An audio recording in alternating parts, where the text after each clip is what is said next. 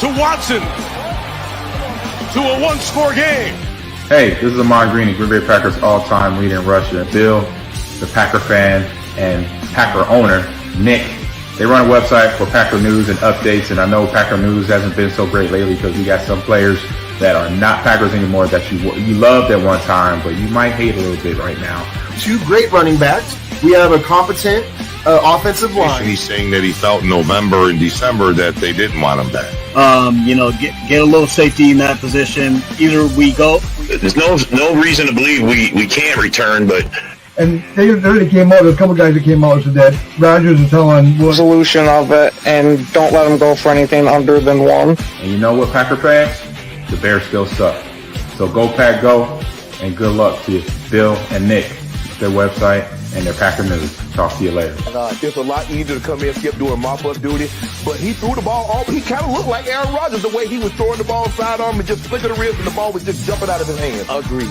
Hey everybody, this is Gerhard de Beer, former Green Bay Packer offensive lineman, and you're watching Frozen Tundra Network with Bill the Packer fan and Packer owner. What's up, everyone? Welcome to the Frozen Tundra Network. Monday night open mic. All fan bases are welcome. We're probably going to have to kick some Packers fans off of this to get them in. But we got a whole bunch of people tonight. We got a great show for you. Let's go ahead and you guys rip it apart. Whatever you want to talk about, I'm game. Let's talk about the elephant in the room to start out with. Jared Alexander deleting everything off all his social media. What's your guys' thoughts about that? I thought you was talking about the other elephant, the Fire Joe Barry elephant. Oh, that's not even an elephant. Everybody knows that. Yeah, those two are tied massively together. There's billboards in Green Bay for that. Yeah, I think Alexander's just. Yeah, I think he's just completely and utterly fed up with Barry. And honestly, I wouldn't be surprised if he's kind of fed up with LaFleur too, because with the way LaFleur just keeps backing him nonstop, no matter what this guy puts on the field. So you think he's not playing? Not injured, he's just not playing. That's what you think? I think he's hiding behind the injury. Yeah, I think he could play, but it's probably not 100%. And he's probably saying, well, why the hell am I going to risk more damage to it for this guy that's putting us in such bad positions? And then we have no idea what the hell's going on behind closed doors. Especially with the way LaFleur's interview, press conference was, where he was starting to throw players under the bus. So, right. Bill, it's good to hear. It's good to see you here, man. To cut it up with you. Oh, thanks, man. Yeah, man. I gotta say, I heard this on Bill Simmons this morning. Like that was one of the worst defensive game plans I think I've ever seen in my 35 years of watching the Packers. Like, how do you make Baker Mayfield look like Tom Brady? That was just yeah. That was but we've been doing that all year. Laughingly bad. How does he back the guy anymore? Like now it is on the floor. It's not only that; it's leaving one guy wide open the whole game. God, I know that was the softest coverage. The coverage was so soft. Horrible. Anytime they needed a play, go to Godwin. He's open. No adjustments whatsoever to even try to change anything. I mean, they just kept going to the same well the whole 60 minutes of that game. Yeah. I quit when they had that 60-yard or 2-yard touchdown in the fourth. I gave up after that. I was at Chili's watching. I was like, I'm out, done. Like this it doesn't even matter. It doesn't even matter.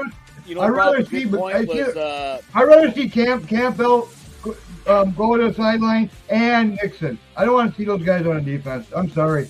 I'd rather have McDuffie in there I would much rather them take Savage, move him down and replace Nixon. Because he actually did pretty damn good. He did pretty damn good in the slot. He did. I would rather see Savage in the slot. I agree with you, Ken. I really would. I honestly don't want Savage. Safety. Savage, I don't want to see him at safety anymore. Who brought up a good point that was in our back chat was David Gray. He said, did the Bucks throw anything outside the hash marks? They were all down the middle. And all I that's think because we're in that zone, in that soft middle. It's all open. There's like a fucking dome right there that's just wide open, like 15 yards. Apart the whole game, dude. Man, that's how fucking DeVito was able to run up the middle every fucking time. We would crowd it, we would collapse the pocket, and that fucking middle was wide open every time. We got exposed. That defense got exposed, man. It did. Yeah. 58.3. It never happened ever in 110 years of football. Fuck, man. They were historically bad against the Bucks. That was amazing. Gotta love it. Yeah, it was a bad game, no doubt. Yeah, so Green Bay lost. They played a really shitty game. There was, if I'm being honest, there was kind of only one person that I thought did play well, and it was Jordan Love.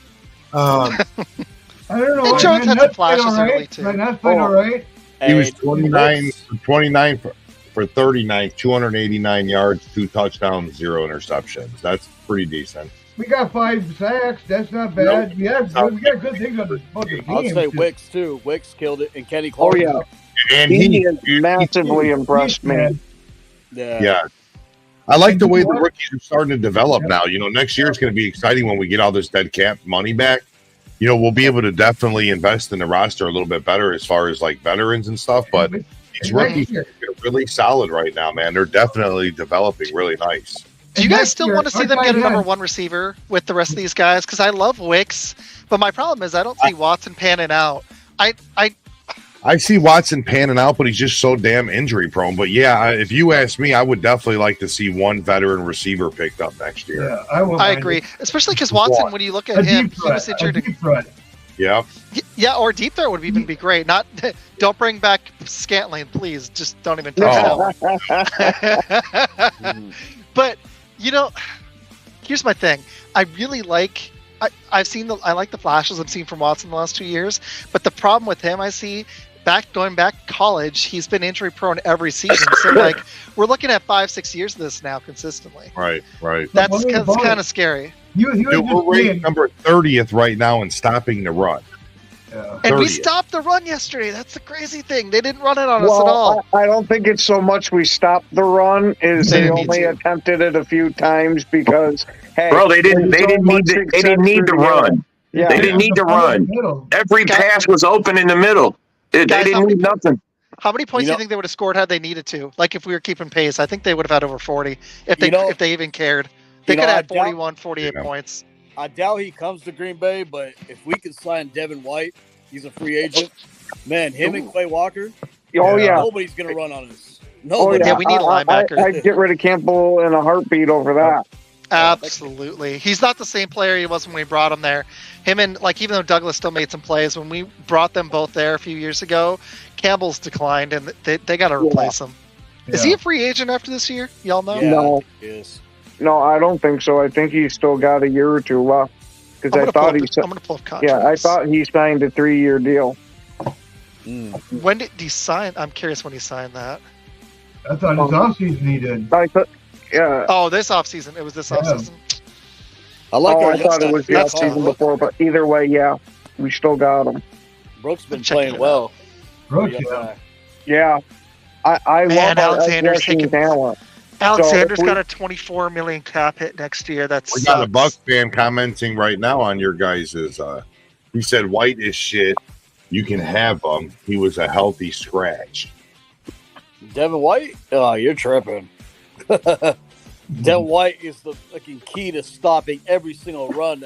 He recommends. He's a Bucks fan. He recommends we sign Mike Evans next year. I wouldn't be opposed to having Mike Evans. No, Evans would be great, even at his age. I'd love it. Yeah. Guys, Campbell has a good rate at a good price. At a good price.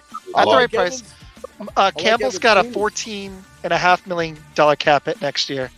That sucks. I like Evans. 14.4. His age kind of scares me, but dude, Devin White's 25 years old, and he's stopping every single run that goes at him.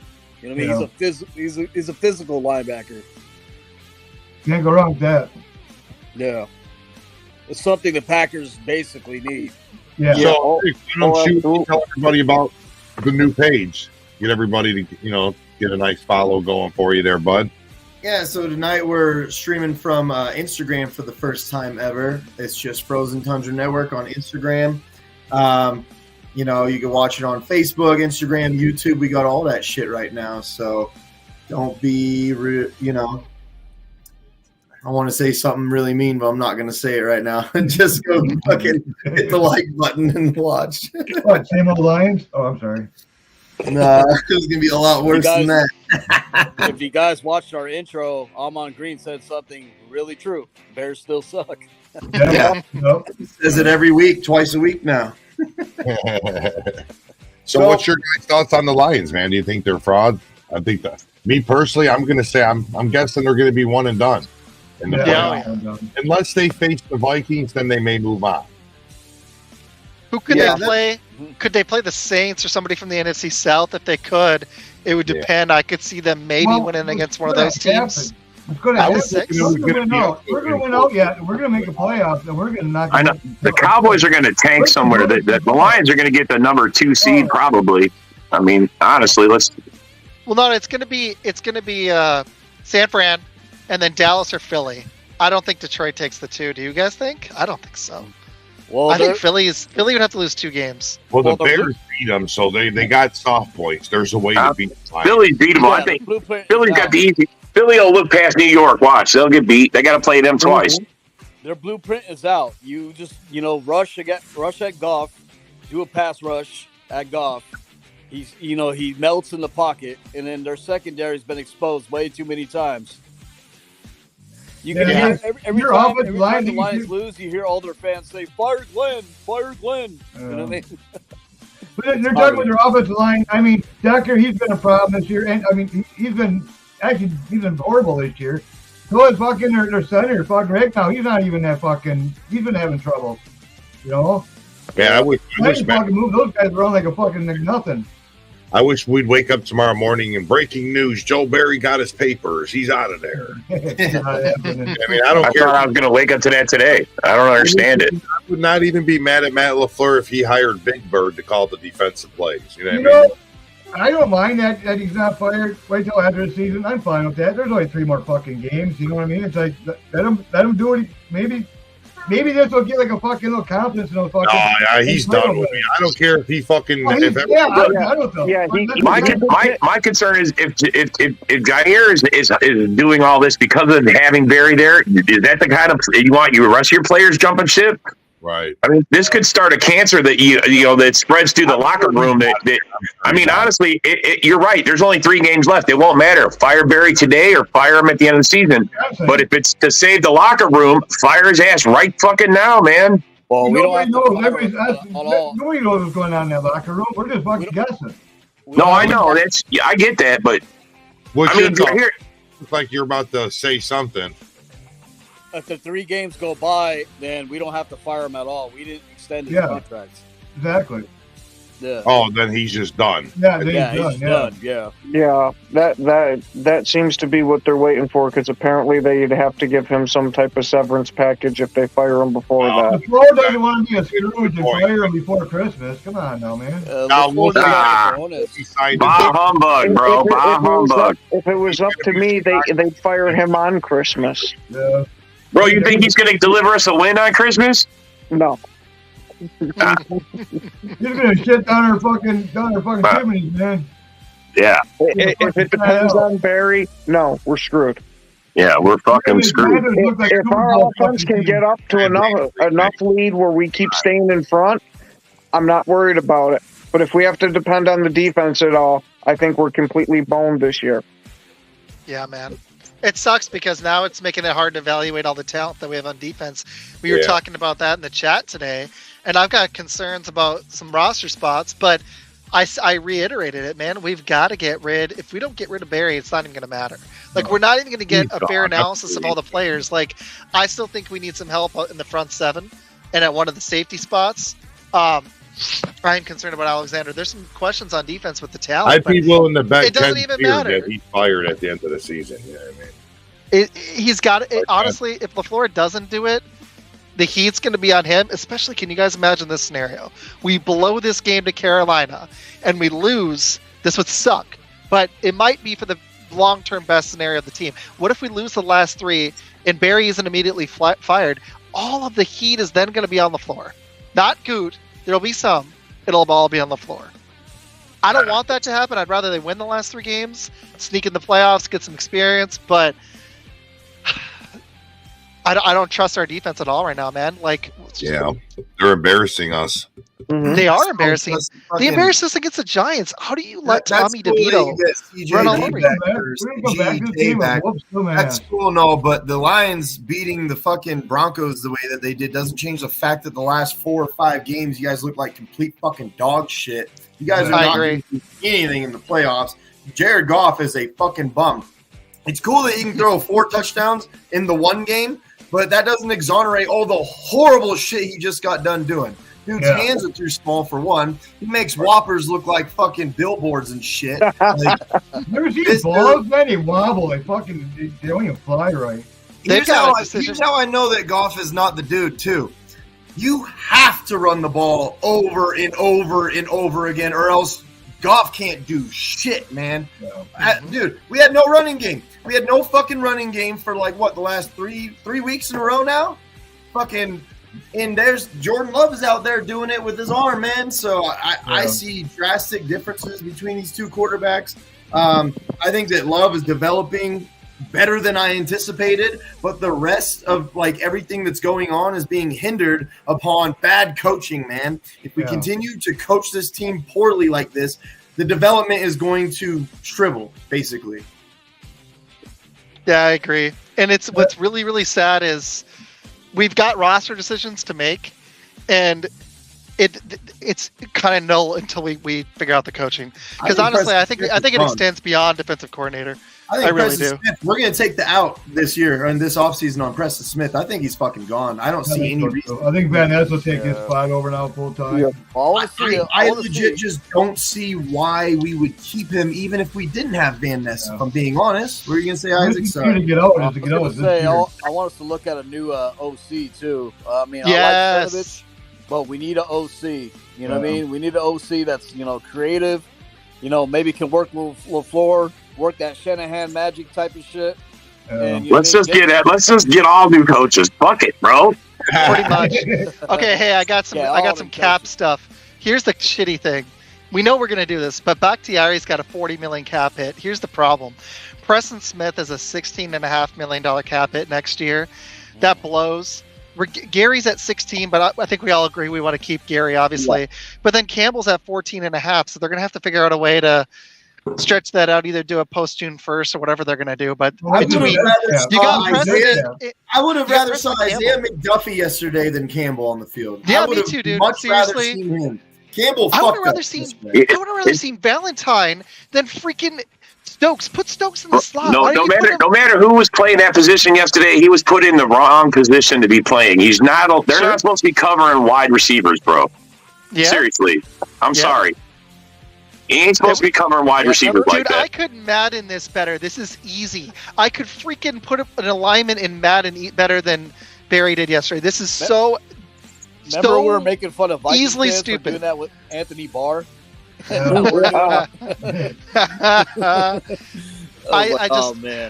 Honestly, I think LaFleur's another guy that we got back and he just fucking sucked yesterday was Rudy Ford. Dude, he was playing really well all year and all that. He came back from injury and just fucking sucked yesterday.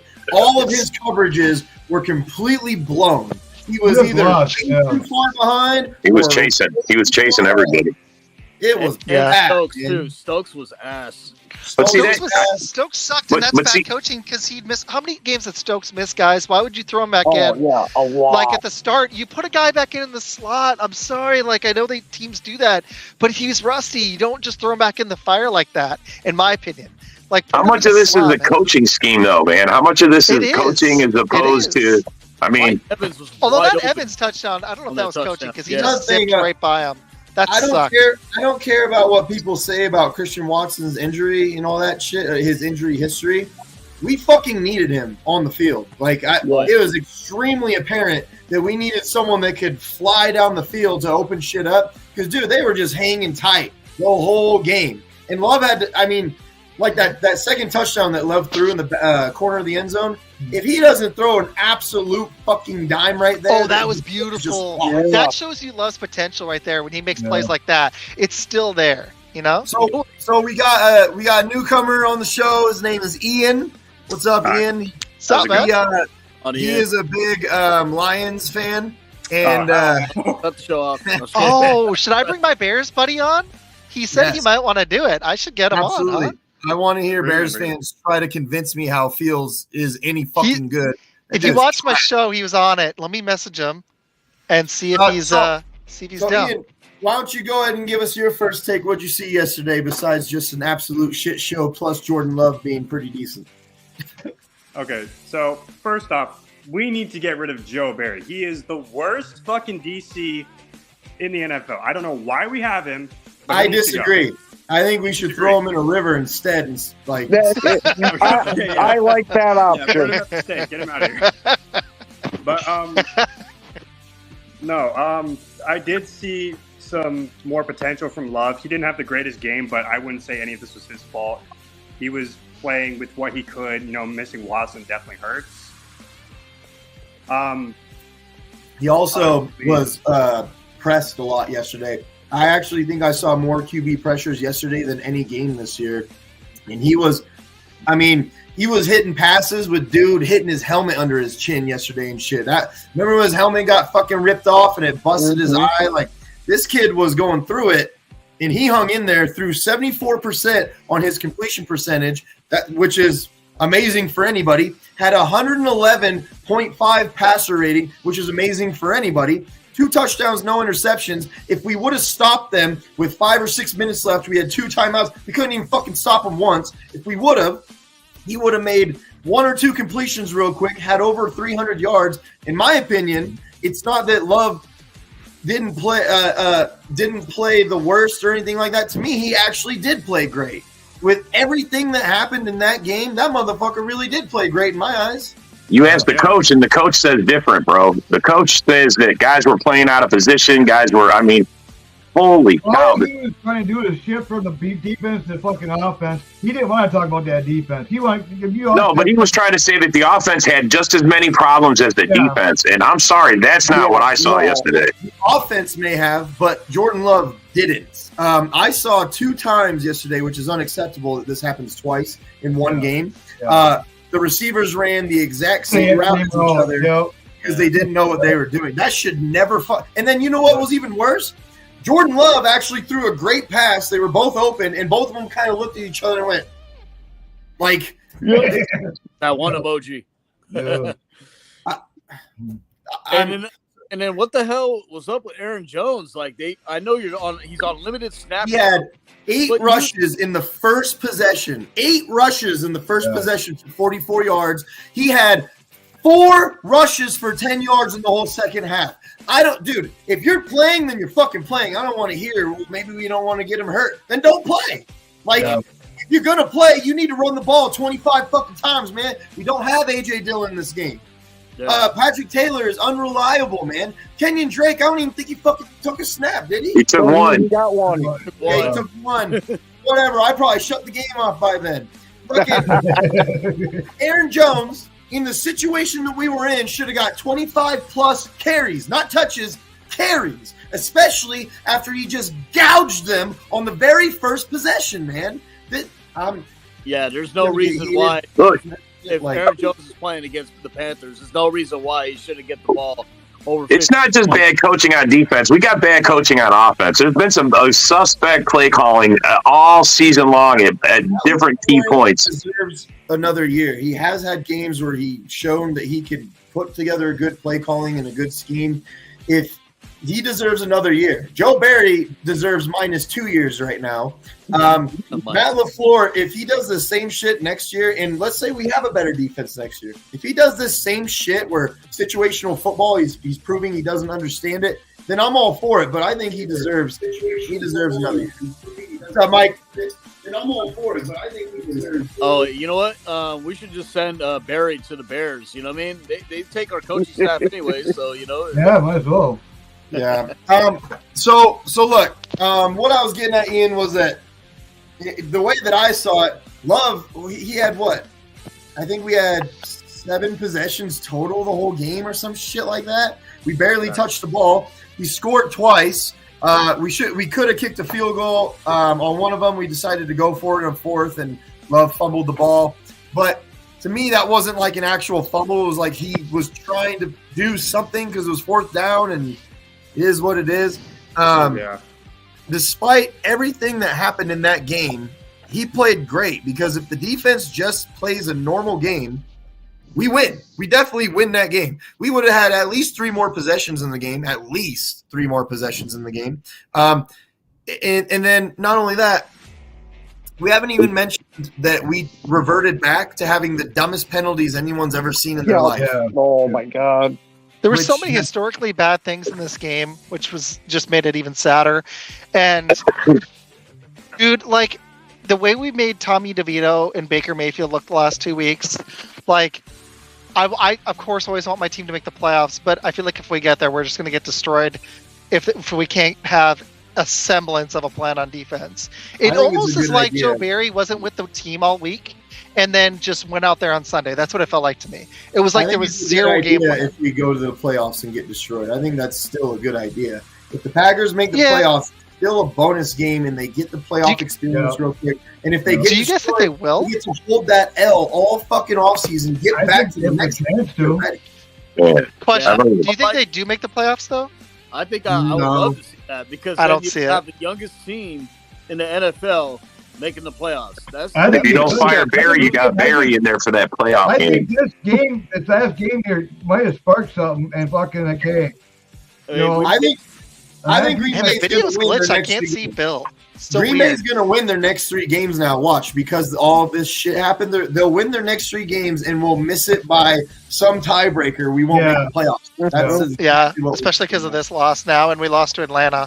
So now we've lost to Tampa and Atlanta, and we lost I know to Minnesota. Carolina beat Atlanta, but they won 9-7. Bro, you're not going to stop us to 7 points. I know that. When I watch the offense, I'm very confident that we will not be stopped to 7 fucking points. Like, or it's going to come down to like fucking the Lions got beat, or if Lions beat the Vikings last game, then we fucking were out. And if they lose, if the Vikings win, then we're in or something. Or some bullshit like that. So look, Ian, go ahead and finish up what your take was from the game. We did that thing where we went on a tangent. Sorry, man. No, it's all good. Got to drain the noodles. Yeah, but it's ready. It's Rob's fault. It's my bad. I also jumped back in like mid-take. I'm sorry. It's all good. There's not much more to take other than just, our defense is too talented to let up, 34 points, and letting up 158 like perfect passer rating in Lambeau to an away team quarterback. That's never been done. Never been done. Yeah, never been done. And we do that. That's so embarrassing as a fan. Yeah, as long as we're breaking records, who cares, huh? Man, I was so discouraged. I didn't even want to watch the Cowboys game, but I hate the Cowboys, and watching them get beat down was so much fun. So it cheered me up a tiny bit. But that's how I was so let down after the Packer game. I almost didn't want to watch football the rest of the day. It was that bad. Yeah, you made your hat. It was that bad. A cowboy hat. Became Stephen A. Smith with a cigar. Dude, I'm going to do a short video on it, and I'm just going to laugh because I've got Cowboys fans, and I was trolling them because I needed to cheer myself up. And I was like, hey, where y'all at now, Cowboys fans? Because they're so loud when they win, and they just suck on the road. They do. They suck. They suck on the road. They do. Yeah. 3-4 on the road. Gotta love it.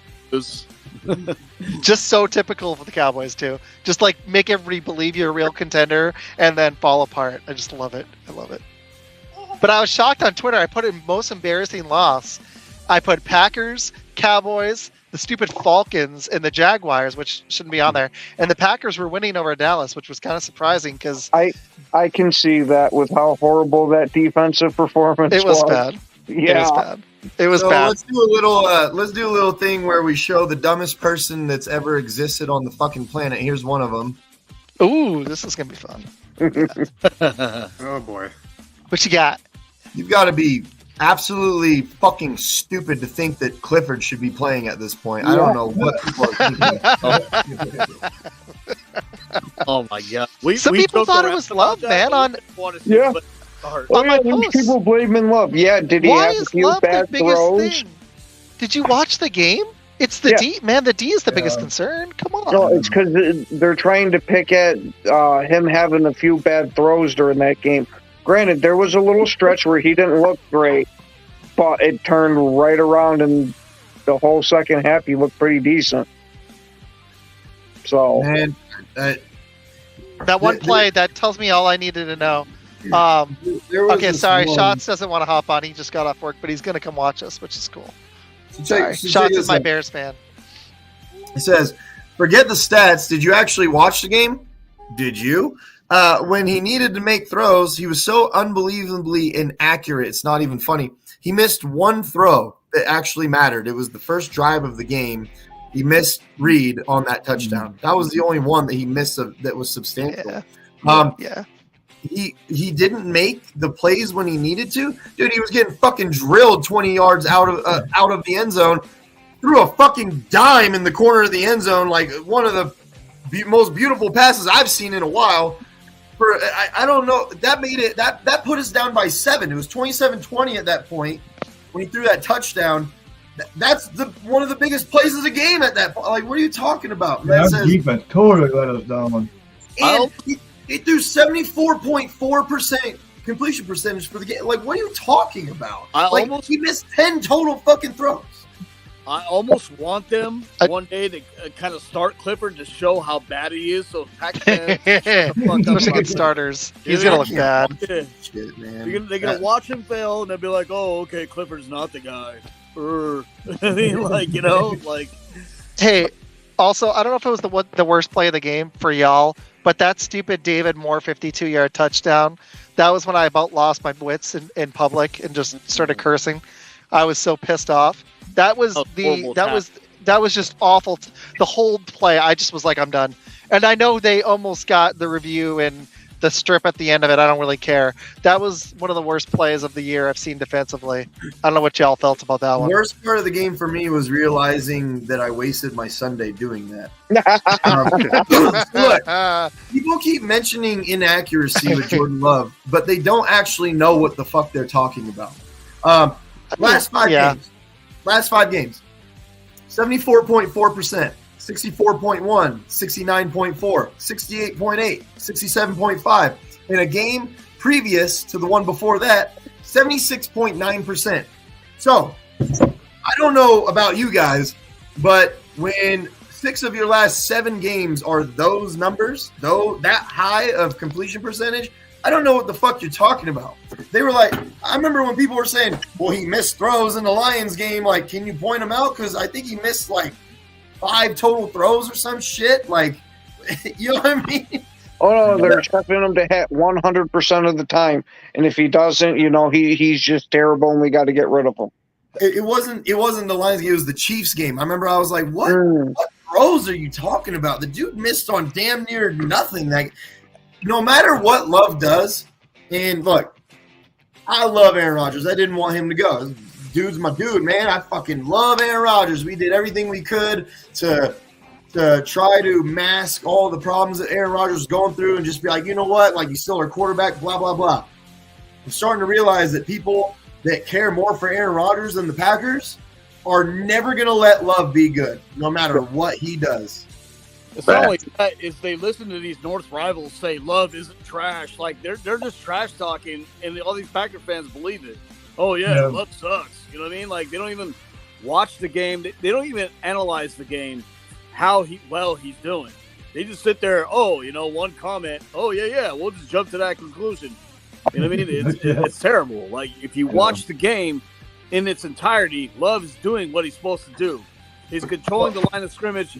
Granted, he did get a delay a game because he was controlling the line because he saw a blitz coming at his ass. You know what I mean? So you want to see those progressions with him. But when he got that delay game, he was clapping for the ball at 2 seconds and it never got snapped. Yeah.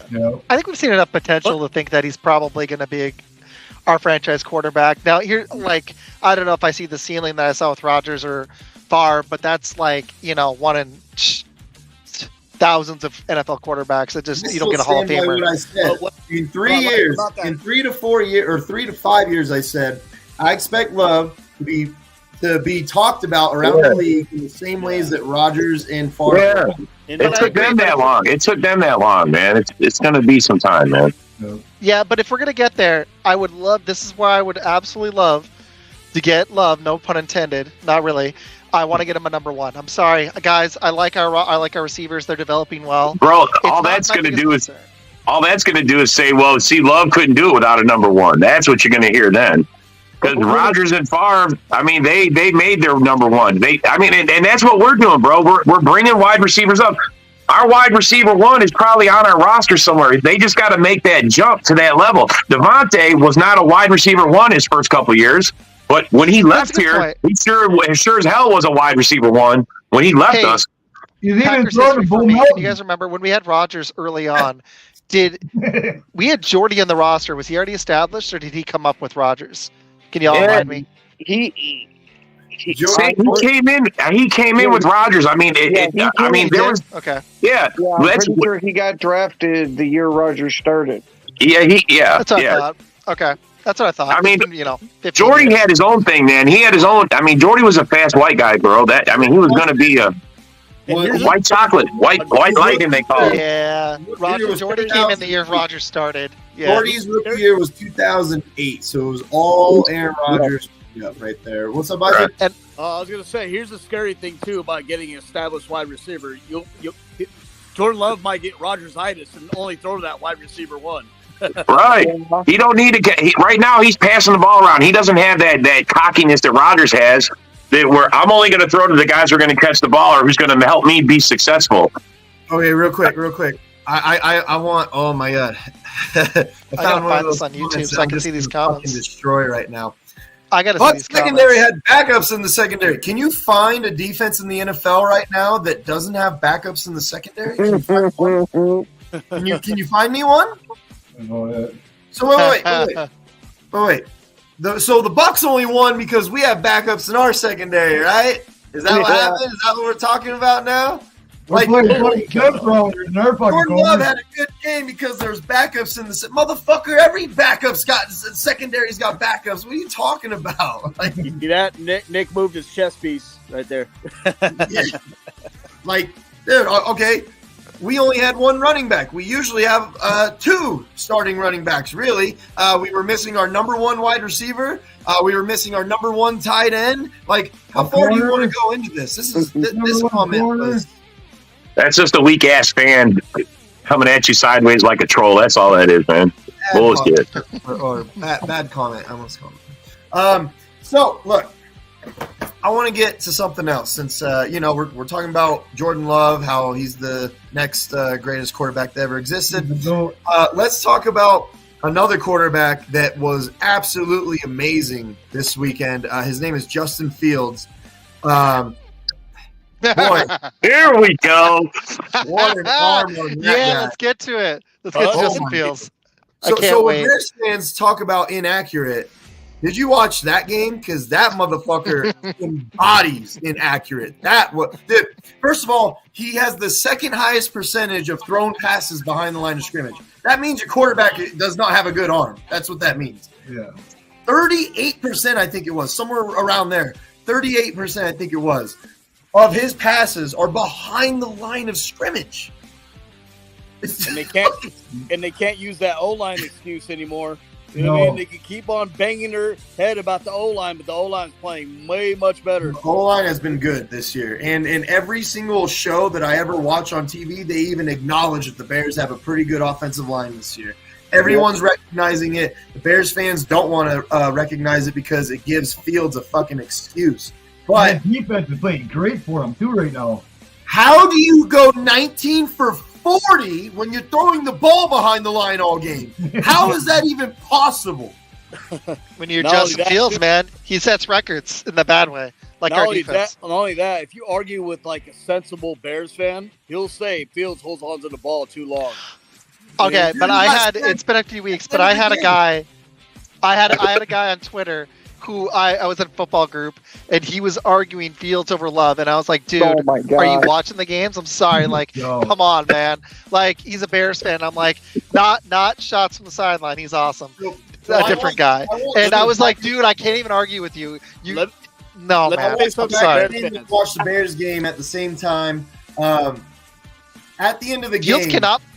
If you did not watch the game, the Bears had the Browns by the balls. They had the game won at the end. Yeah. And then, all of a sudden, Justin Fields starts getting sacked again. Dude, he was holding onto the ball forever, getting sacked, fumbling the ball. He fucking they were doing designed runs for negative yards. The whole dude, and then they crumpled, and the Browns ended up winning the game at the end off of Joe Flacco's noodle ass arm. I couldn't believe it. It was funny.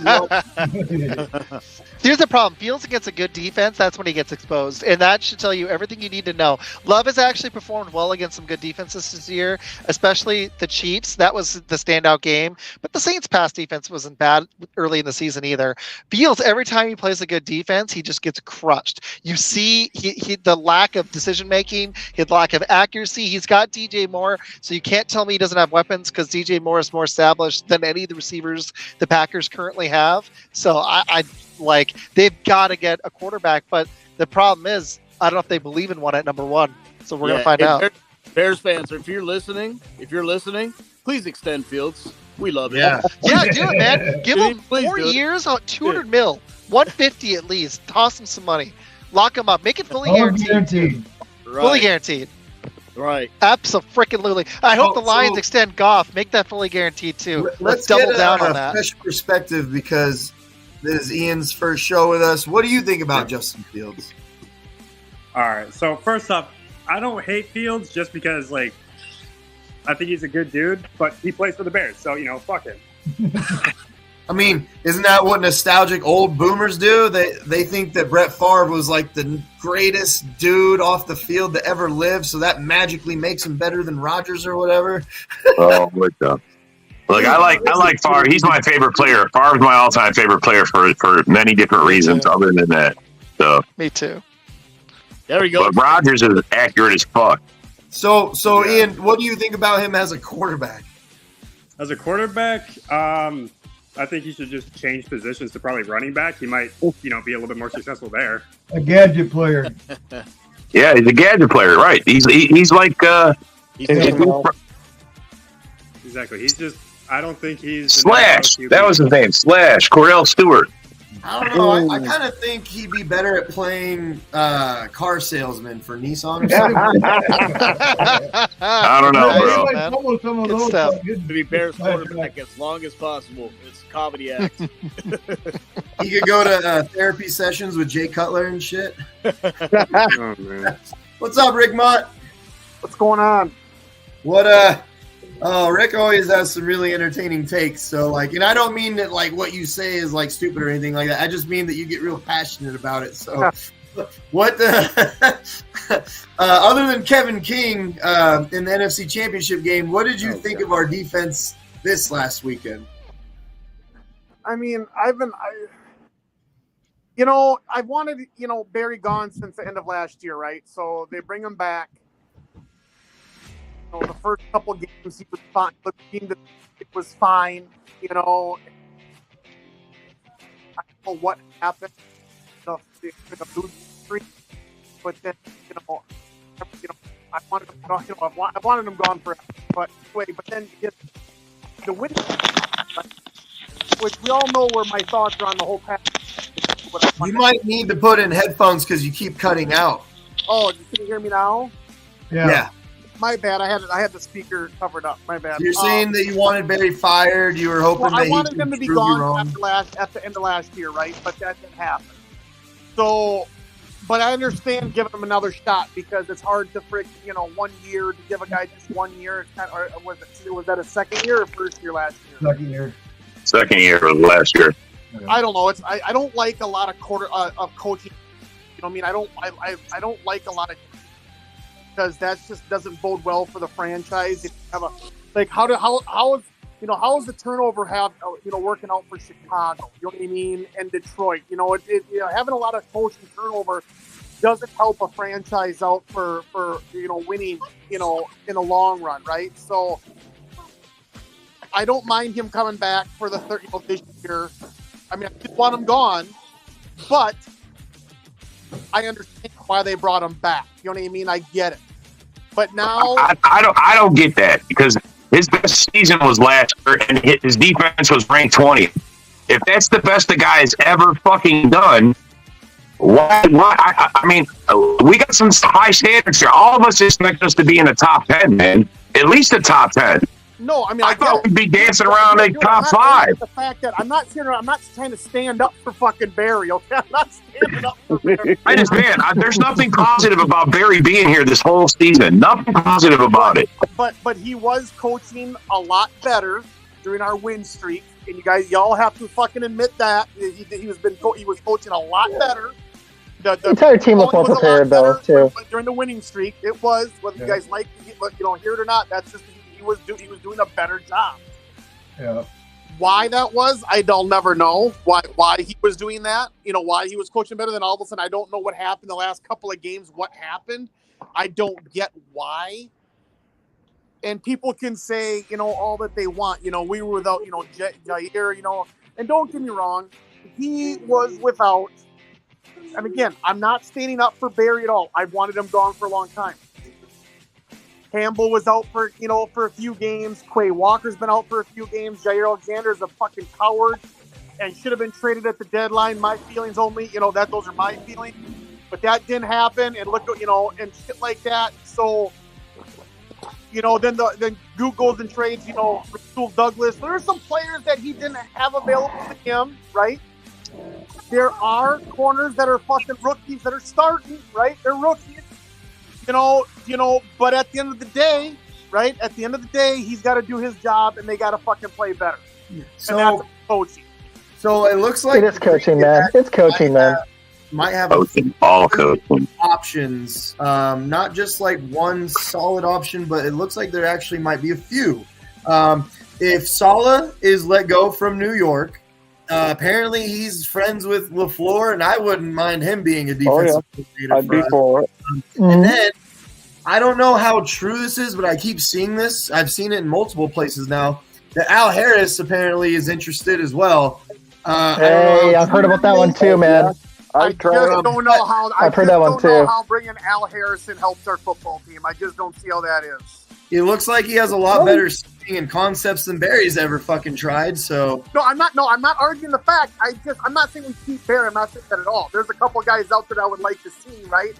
I mean, I even brought up Matt Patricia. Matt Patricia's a terrible head coach, but he's been a proven defensive coordinator genius. Right? I mean, some guys are head coaches. Although, look at his DVOA. His DVOA with the Lions, the defense was terrible under him, and he took over but at the end of the day, schemes. See, there's a difference when you're just being a head coach. You can't focus on one thing. You got to focus on everything. And he couldn't put everything that he had into the defense, right? So, I don't give a shit. Norv Turner was a fucking brilliant freaking offensive coordinator, but a terrible head coach. Nothing's been ever against him being an offensive coordinator. Nobody's ever talked bad about him being an offensive coordinator. Nobody's ever talked bad about Matt Patricia being a bad defensive coordinator. Well, I mean, when you got Daddy Belichick, though. Coach, I don't care. For me, it's if Saleh is available, that should 100% be the move. That should be number one right there. If Saleh's available and he'll take a decent I would love to see Jim Leonard. I would love to see Jimmy Leonard be the DC in Green Bay. I would love it. But the reason why I would want Saleh so much more than just anybody right now is because I've seen it. I know that Saleh could bring an intensity and a toughness to a defense that I don't think I've seen since 2010. You know what I mean? Like, we just are soft as fuck, man. Like, what about Fangio? What is his contract looking like? No, fuck that. Oh, you wouldn't want Fangio? He might be available. It's possible. Fangio could be available. I mean, I don't know. Fangio's he's a genius. There's no doubt about it. But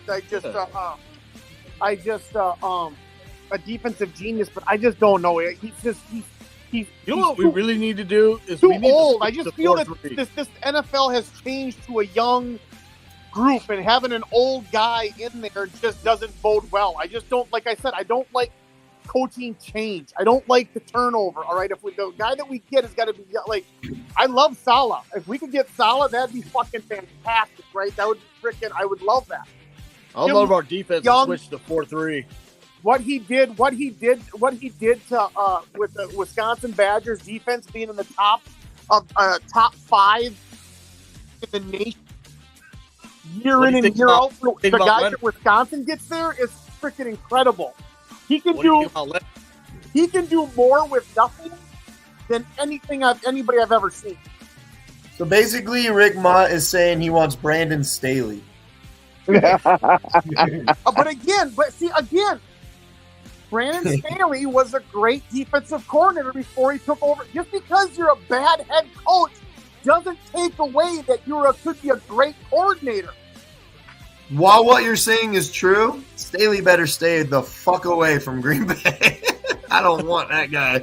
Man, I don't really care who they get. Just get somebody who's got a better, getting us in the right direction, leading this team. We got a lot of talent on this team. It's being squandered. That was another one of my things is that we have too much talent on defense to be this fucking bad. That's basically doesn't put in two middle linebackers on third down and long. Someone that doesn't go 10 yards, 15 yards off the wide receivers when you only need 3 points to win, or it's 3rd and 5. You know what I mean? It's like this is getting old, man. Like when I watch the games in real time, you could straight see what's about to happen. You're like, dude, why are we so far off? He's just gonna do a simple, just right.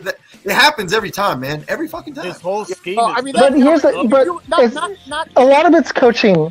A lot of it's coaching, but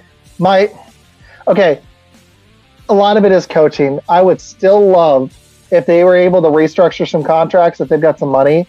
I know y'all aren't down for receiver. I'd love that. I'd love to see them spend some money or some draft capital at running back. And then on defense, man, we got to get some difference makers. I just don't see it. If Alexander's gone outside of Gary, who's the special player on our defense, even with the right coordinator? Like, bro, we got 8 first-round picks on our fucking defense. Yeah, but how many of them have panned out? Like, some of it is on a lot of them are. Dude, a lot of them are panning out. We got a solid defense, man. What you're saying, bro? Fucking Barry has wasted our talent that we have on this team. Anybody can do a better fucking job than this fucking man. I swear to God, I just want to smack him. Yeah, Van Ness. Every time he gets a chance, man, he's just balling out, man. Yes, man. We got a lot of first. Man, Rashad Gary. Awesome. Fucking Van Ness, gonna be awesome. Jair, awesome. Well, Jair might be out. And honestly, Wyatt isn't Eaton. Wyatt should have an easy job right now. So he's hit some of the picks, but Wyatt's not playing great. If you really think so, I would disagree on that. Question for y'all. I say right it's now, the coaching, man. It's coaching. I can't put 100% on coaching. I'm putting like 90%. I would like to see some upgrades at some positions. We talked about it in the chat earlier. There's a few guys. I think every position, though, man. I mean, every position could use an upgrade, other than, in my opinion, quarterback. I mean, and then you're only just throwing up a backup. I think our linebacking core is really good. I mean, even Campbell. Yes. Campbell's probably not going to be there next year. I like that McDuffie. That Campbell that we got. I think he's a fucking talented freaking linebacker. And he needs more time. Quay Walker is a stud in the making. Yep, I definitely see Quay being a superstar. Absolutely. Do we need to go spend $25 million? Let me rephrase it then. How many Pro Bowlers do you see potentially on the defense? Right now, we've got none, probably. Nobody gives a shit about the fucking Pro Bowl. That's especially when you got a shit-ass DC. Thing. Nobody gives a fuck about the Pro Bowl. Okay. So, next season, if we had the right defensive coordinator, do you guys see our defense as a top 10 defense with this roster? Why you got to go top 10? Why can't it just be top 15? Why you got to go fucking so large and so high? Why you got to be, you're like freaking, Well, okay, let me give an example. Flores took Minnesota's D, went from 26th, or actually might have been 28th, and I believe they're 6th or 7th right now in DVOA. Do you guys see that big of a jump? Because right now we're in the mid-20s. So do you think we're going to jump even 10 spots? Which 10 spots might be doable with the right defensive coordinator, but that's what I'm saying. Like, with the right defensive coordinator, we're probably an average, maybe just slightly above average group. I'd like somebody to move the needle. I'd like to see them get aggressive in the draft. Go out there and I'm sorry, I love Kenny Clark, but if they got a freaking stud at defensive end or inside linebacker, I think we would see a difference on our defense. Because Campbell's replaceable. Bro, all we do is spend on our fucking defense. That's all we've done. It's the last. I mean, most of the drafts is just defense. We need some O line. I mean, there's other needs. I think we're good at talent on the defense. We got other pressing needs. These players aren't taking accountability when they fucking fuck up or if they do something wrong. They're not taking accountability. They're always blaming something else. You got to take accountability, and they're just not doing that. And that's coaching. The coaching needs to call their fucking. This ain't a goddamn friendship league. Don't you mean? Coaches aren't out there to make goddamn friends. They're out there to win goddamn football games. I don't like, coaches that are trying to be their friends and shit like that. No, this ain't a fuck, I'm not trying to be your friend. I'm trying to make you the best fucking football player. You might hate me, but we're going to fucking win football games. That's how that shit's supposed to roll out. Yeah. They need to find somebody that's not going to, like Salah, like Nick said, Salah. I would love Salah. I like He's Salah. not out there to make fucking friends. He's not out there to fucking pat you on the fucking back every time you make a play. That's your fucking job, is to make a fucking play on defense. Well, I'm just thinking beyond Barry, because we're if we don't replace him, it's a moot point. I'm just thinking after we replace Barry, what positions should we upgrade on defense and really attack? Because when we should select it. First, because they're not going to spend a receiver. They just don't do it. Who's not going to be there, right? Yeah, Preston Smith will probably not be there, right? Well, no, he's sadly, Smith's under contract for like 4 more years, and I don't know how they're going to be able to cut bait this early. But his cap hit. I mean, he'll restructure. It's huge. Pay cut, or he'll get cut. It doesn't matter. I think after this year, after taking $40 million in fucking cap hit, that the Packers are not scared to take a fucking dead cap hit. Let's put it that way, right? To get underneath a bad contract. It's just that. It just sucks because between Preston and Campbell, you got a $31 million cap hit they'll have to figure out. That's going to suck. Next year, he is not going to be re-signed. He's going to cost too much money as well. It's 25 in dead cap between Campbell and Preston. So that's going to figure out. You're going to have to figure out, right, who's going to be there and who's not. So I would assume either Preston Smith takes a pay cut or he gets traded or something. I don't know, but I think there's something's got to move there, right? Yep, agreed. So 2 of our linebacker spots. Campbell's not going to be there. You got to figure out what you're going to do with Jair. I mean, all of a sudden he's a crybaby now. He's the one that could open his mouth. His fucking mouth is right. I'd trade him. His fucking team couldn't cash, right? He's fucking mouthy. Is he a great player? Absolutely. Can we afford to have him sit out being a crybaby all fucking year long again? No, we can't do that, right? So you got to figure out if he's going to stay or if he's going to go. We can get a shit. I don't give a shit about the cap hit on that fucker. If we get a first and a third or 2 firsts for that fucker, see you later. Bye. Yeah. I'm done with coddling these fucking superstars. I'm fucking done with it. I was done with Aaron Rodgers. I'm done with these motherfuckers. Either you want to fucking stay in play or you don't. See you later. I don't give a shit. Yeah. Well, that's how. I mean, honestly, that's not everything was just the defensive coordinator.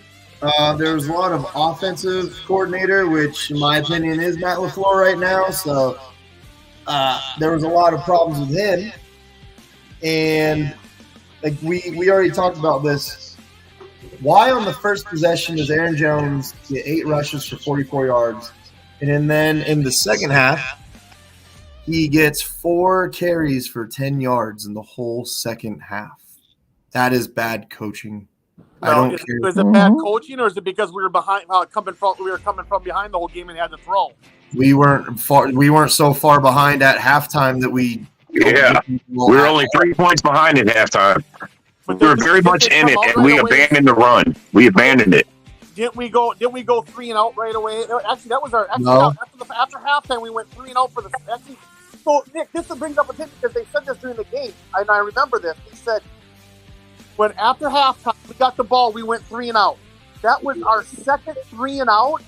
In like 35 opportunities. Yeah, I never even knew that, dude. That is fucking incredible.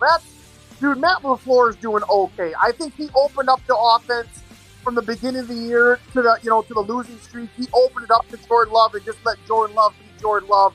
Let him make some throws. He started going down the field more. There's some questions. There's always some questions on LaFleur and what he's doing and what he's not doing. I think he does okay as a play caller. I think he's doing all right. Do we need to change coaches? No, absolutely not. I think he's doing Come on, man. fine. The damn Giant game, he fucking ran a double reverse on a 2-point conversion. What the fuck, man? The jet sweep, and that was there was some fucking mistakes. That game he ran. Dude, I was always wondering, when are they going to run the jet sweep? When are they going to run the fucking jet sweep? Then he ran it like fucking 27 times that one fucking game. So I'm like, what the hell, dude? Seriously. So Rick, this 3 and out that you're talking about, this kind of encompasses what I'm trying to get at. 1st and 10, right? We're down 13-10. 1st and 10, we get the ball. All right, let's get down. Let's get a sustained drive, maybe score some points. Shotgun pass from Jordan Love, incomplete. Why are you in shotgun throwing the ball with Jordan Love on 1st and 10 to start the second half? What is the point? Well, some would say the same thing. Would you be asking that same question if it was Aaron Rodgers at quarterback? Yes, absolutely. We were asking that all year last year. I couldn't stand watching him in shotgun, changing out of run plays because we did that's not good coaching in my opinion. Now that doesn't mean that Matt LaFleur overall hasn't had a good season himself or good moments. This is something I'm seeing a pattern of where we are constantly in shotgun throwing on 1st down all the fucking time again. Why? Okay, so we're on the outside looking in, right? And this is Aaron Jones's first game back. And how many games did he miss? 6, 7? How many games did he miss? 5, 6? Yeah, something like that. I mean, he had to have been on a pitch count, Nick. He had to. They said he wasn't on a count. They said he was good to go. I'm not stick up for that before either, because I've seen some suspect calls, I'm not, there's some situation where I'm not happy with what he does either. But I'm saying that, a guy coming back from 5 or 6 games out in his hamstring injury, and you're just going to strictly go out there and start overworking him. But I get your point, Nick. I do. I'm not, I get your point. I do. I don't know. I just think that this NFL is a passing football league, and nobody wants to see fucking a running back anymore get the ball fucking 30 times a game. That would be fine. That would be fine if Aaron Jones didn't just rush 8 times for 44 yards on the first drive. It's clear as day that we're going to be able to run it down their throat. After that first drive, they rarely ever ran the ball again. I thought that was just – I'm sorry. To me, that's bad coaching right there in that situation itself. But I said, nobody's ever going to be perfect. Look at the game against the Chiefs, right? That was a perfectly offensively called game. He did. There was no mistake that he did in that whole thing. A.J. Dillon was getting the ball a lot on 1st down that game, wasn't he? He was getting really tough yards all game for us. I don't know. I just know that it was a great fucking play calling game that we held the ball. Dillon got the tough yards. Now, did we run on 1st down? I don't remember exactly, how that all game went. Were we running on 1st down? I don't know. But that game there was just, they took a fucking page. Every single game that they coached, that they played from here on out should have been that called game. Really, they did everything perfect that game. It was perfect. Okay, so here's something else. All the Packer fans said, okay, man, we're set now. The rest of this year will be good. We had 2 games in a row. And before I got on, you guys are all talking about. I'm sorry, kind of jumping on with you guys who started before I got on, but you guys said we're talking about the wide receivers, and somebody was saying about the wide receiver could I get that Watson has a lot of talent, and he does. He's got a lot of talent. Yeah. Mm-hmm. But I'm sorry, if I'm the GM, I cannot trust him to be my number 1 wide receiver going forward. Does he have the talent to be a number 1?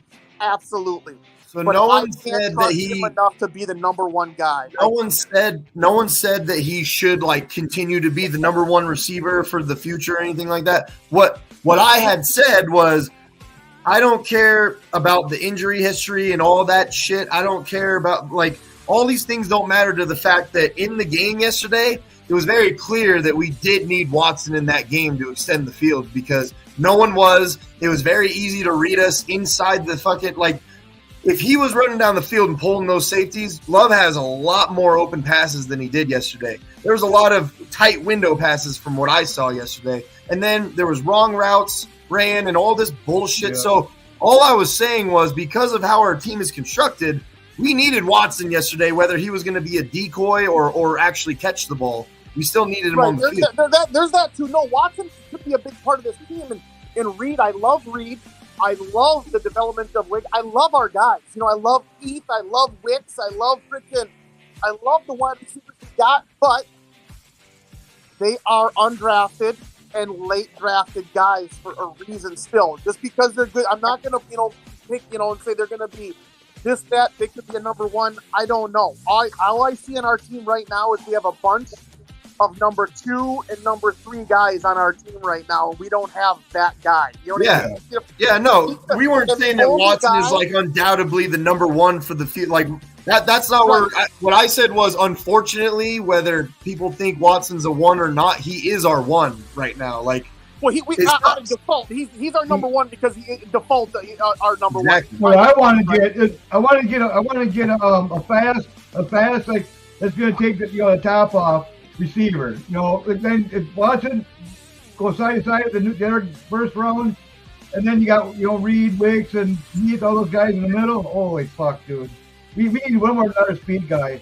J. Alexander. Kraft, when we drafted Kraft, Kraft wasn't ready to be a full-time player early in the season, and then when Musgrave went out as the season progressed, he's turned into being a great tight end, and you can see what Goody's vision was with if we get those two. I mean, I can see Aaron Hernandez and Gronkowski on the field at the same time offense with those two guys. Those two guys are going to be fucking special together. And with Sims, too, don't forget. Yeah, that's not a weakness. Limited time. That's going to be a strength. So, you know what I could see? I could see DeGuara not having a job anymore. Oh, DeGuara's gone, dude. He's gone, easily gone. I don't give a shit. Yeah, but and another thing, just switch to the fullback. That's all he's out there for anyway. Yeah. There's only one receiver on the free agent market that I'd be willing to, if I was the Packers GM, to be willing to spend, go out and get, and that's T. Higgins. Because he's young. He's still young. He's only going to be like 4 or 5 years in the league. He's young, and he'd come in and he could be immediately a number 1 and be the veteran presence for Watson and those other cats to be. He would be ideally who I would want in the free agent market. Or we trade a shitload of capital, go get fucking Marvin Harrison Jr., baby. Let's go. There you go. That's the more sensible way to go. That's future. That's future right there. That's future. I'm fucking Atlanta. I'm talking to trading fucking everything to go get that kid. That kid is special. Well, we can trade Alexander. That's a good right there. Yeah. Trade Alexander in a fucking first rounder. I'll fucking I would do that in a fucking heartbeat. Nope. So Mike Evans is a free agent after this year. Too old. He's gonna want too much money. He's too old. He's only 30. Yeah, dude, let's get real. We all know what 30 means in the NFL. Let's get real. The injury. I mean, he has like 500,000-yard seasons in a row or something. I mean, the guy he's got. I wouldn't mind Mike Evans. In the NFL. He's had 1,000 yards receiving, which is a fucking just an amazing stat, right? He's usually always healthy. That means he's always playing, right? He's always playing. But he's just too old, man. The fucking start piling out. He's great. There's a lot of veterans that we could get that would be good, but too much money. Who's worth the money? I'd rather give that same money. Higgins. Let's put it that way. I'd rather give that money to a younger player. Mike Evans is definitely. Higgins is the guy. He just fits our team. If they're going to spend money at receiver, go get him. But it's a moot point. We don't spend money at receiver. That's why I didn't bring it up earlier. We never spend money on receiver. We don't spend first round capital on receiver. We don't spend money at receiver. Yes, we don't got do it. Sammy Watkins. We got. Okay, not big money. Yeah. We don't spend big money at receiver. That's exactly what I'm saying. We're not going to do it. So, but honestly, but that's why I brought up the point earlier. We do on defense. We've done that. We do that every once in a while where we actually spend money on defense. We did it at the end of Rodgers' tenure. We did it at the beginning of Rodgers' tenure. Every once in a while, they're actually willing to go spend some money.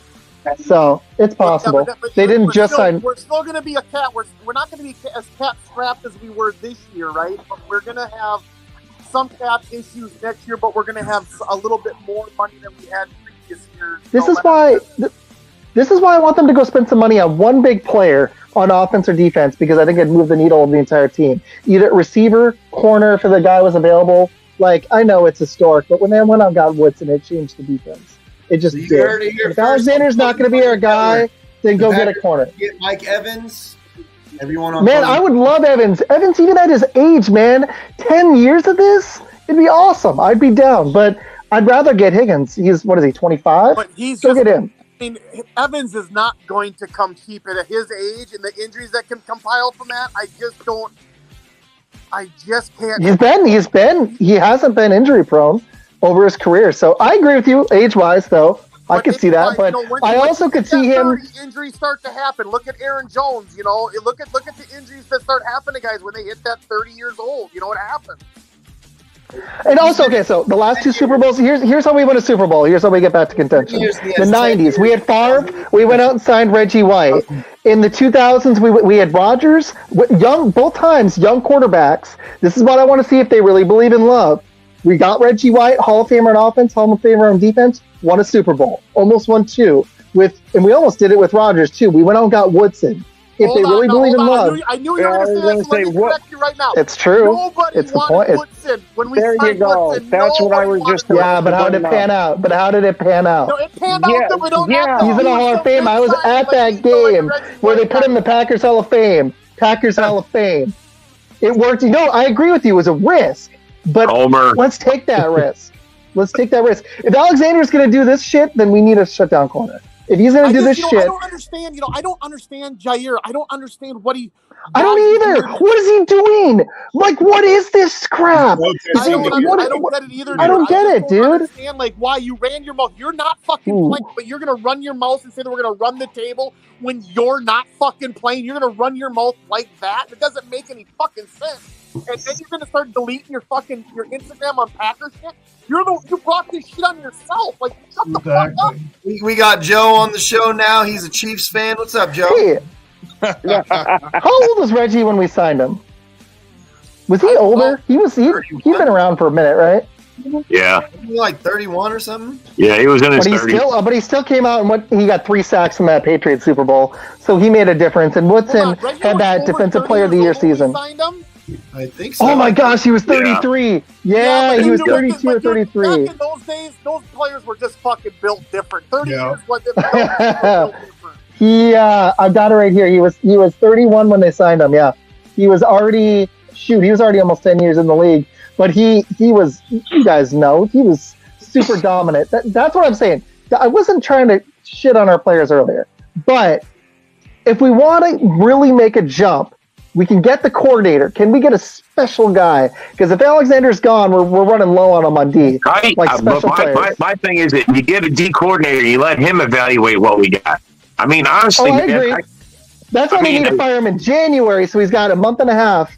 He's got 6 They need to get rid of him now. Save the locker room. Save the fucking hate.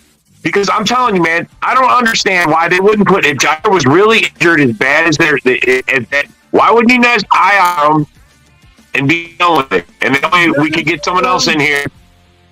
Yeah, they thought he was going to come back, and now he's holding out. Now he's erasing his Instagram. Now he's doing Bill the Packer fan. Bill the Packer fan to start Clifford. Hey, can I throw something? 3 games only. Let him write it out. Joe said that Aiden O'Connell's better than Jordan Love. What do you guys think about that? Frozen Tundra Network says start Clifford. Yeah, okay. Can I throw something in here though? Like, you guys are talking about the Packers defense, right? Yep. So I was reading something today. Like, I personally, in my opinion, I think the Packers have one of the more talented defenses in the NFL. Like, they have lots of players. But I was reading that, maybe a lot of blame gets put on Barry, but this article was saying, Barry is somewhat to blame, but that really what's to blame is that you guys have never changed the 3-4 scheme since Dom Capers, and that you guys really need to go back to 4-3. I don't know though, man. If we had the right defensive coordinator, I like 3-4 better. Yeah, personally. We don't have the roster for the personnel for 4-3. I didn't write the article. I'm just throwing it out there that this guy said. That's a good point. It's not totally on Joe Barry, but if that's what the article is saying, isn't that Joe Barry's job and then his fault then? Like, but hold on. But this is why I'm a little bit on mute. Can I respond to that? What the article was saying is that what the article was saying is that, like, your defense is built for a 3-4. The players that you guys have been drafting for the last 10 years are specifically for a 3-4 defense. So if you want to run a 4-3, it's going to require you to rebuild your defense. And that's what they were saying, is that the Packers going forward should rebuild your defense with a 4-3. Well, then that's got to be the call of the head coach, bro. Yeah, honestly, that's got to be the head coach's call. Yeah, it's got to be a head coach. That's not just a DC. I wanted to see what you guys would have to say. Hold on, though. Do we really here's the problem. We've spent the most draft capital on number one picks, but not all of them have. What was that? What? I don't know. Actually, it all goes down to Murphy if he wants it or not. You know what I mean? Oh man, Murphy. Everything goes to Murphy. Everybody knows that. Good riddance with that guy. I mean, if you a defensive team from a 4-3 to a 3-4, that means Van Ness, all the guys that you've been drafting. I mean, you're not going to get work for them because they know that you're changing over. You change over the scheme when you have absolutely nobody at positions to fucking just do that. The Packers aren't in that kind of position, that turnover, to be able to do something like that. They just. I don't think it's the 3-4. I think it's the 3-4 when you're supposed to be in dime man or nickel coverage. Yep. It's the 3-4 when you're not supposed to play 3-4 that does it to me. And you said, Nick, it's coaching, right? And because players are players. Good players are good players. The coach's fault. It's the coach's get the fucking players in positions to make plays, right? It doesn't matter what fucking scheme you play. It's basically a pass league, so you're playing with fucking 4 and 5 DBs all the fucking time anyway. You know what I mean? The guys, so it's just I just feel that the Barry needs to fucking put his players in better positions to make plays, and he's not doing that. Doing that is not put fucking Preston Smith on a fucking goddamn wide receiver. Or Campbell. What the fuck? Now look. If Campbell gave up a first down to Godwin once, I'd be like, okay, and then he didn't do it again. Like, we learned from our mistake, right? No, this happened, I think, 3 or 4 times. Yeah, it was ridiculous. And I don't care. Nixon ain't fucking working out either, man. Nixon ain't working out. He's stuck in punt returner, and that's it. He's not working out on that. He killed us in the Giants game. That fumble fucking killed us in the Giants game, man. Who doesn't fall on him up? That's the number one rule. You fall on him up. Keyshawn Nixon has done a lot fucking more good than he has done bad. He has. And, everybody's going to make mistakes. Everybody does. Yes, Devin Hester fucking fumbled puck returns before. It happened. I was just saying that he did kill us in that game last week. That sucked when he fumbled that. What killed us is fucking Barry playing prevent defense and giving up a fucking... Fuck yeah, man. That soft-ass fucking prevent, man. That was just... bro, DeVito ran all over us. You were playing good defense the whole game for the most part. You couldn't stop DeVito from running, but everything else, the passing game wasn't there for them. But then all of a sudden, the last drive with a minute and a half, you're going to start fucking playing. 3 plays down the field. The Giants game, there was one thing that I took out of that Giants game that I thought was a great moment, and it was great progression. And for me, it meant a lot for our young quarterback. Even though Love did not play good last week against the Giants, he didn't play good. He did throw a touchdown at the very end of the game to put us up. I know it was bad clock management, et cetera, but the fact that at the very end of the game, he had enough poise to go right back to Wicks after he dropped the ball is what they're saying happened. I'm sorry, it was Heath. It was Malik Heath. Yeah. The fact that he went right back to Heath, scored the touchdown, put us up, to me that means a lot. Because if your quarterback can do shit like that, dude, Love is going to be. I'm not going to paint him the next Hall of Famer, the next one. But the kid can fucking flat out play. He's made some great freaking throws this year, and yet he's a little bit inaccurate, right? He's inaccurate, but that could be fucking fixed. His first year as a starter, for God's sakes, he's still learning to be a starter in the NFL. He takes criticism. He takes what the media has been attacking on him the whole fucking time, dude. I don't think he's inaccurate. I actually think it's the opposite. Now, everybody has off fucking games where they're fucking. Does he miss throws that we wish he didn't? Yeah, but I challenge someone to show me a quarterback that doesn't miss open receivers. He starts out slow. His accuracy is slow, and then as the game goes, he gets better and better. Once he gets into the game, he throws that better. Yesterday he went against the Chiefs. Yesterday he had like 12 passes in a row that he completed. I think it was 12. Yeah, at one point he was 12 for 12, like in the last 12 passes. Hey, Nick, I just wanted to ask the panel: did anybody catch Thursday Night Football?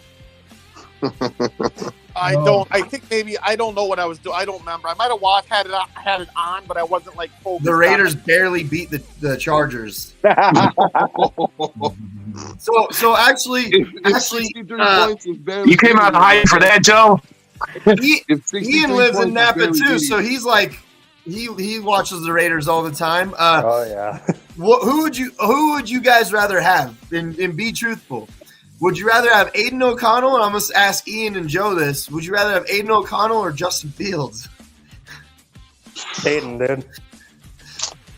Honestly, Ian, did you say Aiden? Honestly, I don't know. That's a tough one, man. That's a tough one. It is a tough one because Aiden's starting to, which is sad. It shouldn't be a tough one. Aiden's starting to play a little better, but like Justin Fields has the mobility that we really need. Like, I know Justin Fields can't really pass that well, but if you look at his career, like year after year over year, he's gotten better every year. And the Bears haven't really done him any fucking favors, dude. So in 10 years, he might be average. Every year, I think it's still early enough. I think it's still early enough in his career that maybe the Bears haven't completely ruined him. So if the Raiders were to send like a 3rd or a 4th round pick for him, I honestly wouldn't be against it. Let him compete. Let him and Aiden compete for the job, and whoever wins wins. They have to compete. So Ian said that Fields is such a great guy. So would you rather have Fields than Aiden O'Connell then, Ian? Well, I'm talking about. All I said was I don't hate him because he doesn't seem like a bad guy. I didn't say like, oh, he's like the next Jesus Christ. I'm just saying he doesn't seem like an asshole. I mean, you know who also didn't seem like a bad guy? Jared from Subway.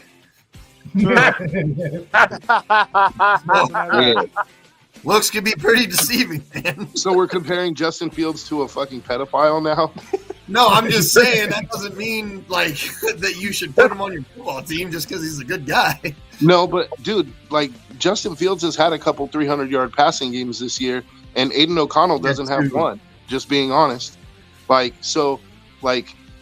both do different things. Like Justin Fields is going to open up a part of the offense that Aiden O'Connell can't, and Aiden O'Connell, throws the ball better than Justin Fields. I don't think neither of them are franchise quarterbacks, if we're just being honest. Like they're not. They're just not. I think the Bears haven't done Fields any favors, and I think if Fields was playing for the Texans right now or for the Titans, for somebody who was halfway competent, I think he'd be a lot better than what he's shown. Good coaching. You give him good coaching and good O-line. I think you might see more out of Fields. We make fun of him. So Joe, and he's had flashes this season. Fields has one 300-yard passing game his whole career. I could have sworn he had but this year alone. That's it. Just one, bro. Then he got close a couple times, didn't he? Like 279, 280. What's close? He had 282. Pretty close. And then he balanced it all out. He did what he does. He had a 99-yard, a 58-yard, a 100. Hey, wait. You're forgetting the most important one. He had 14 in a row losses.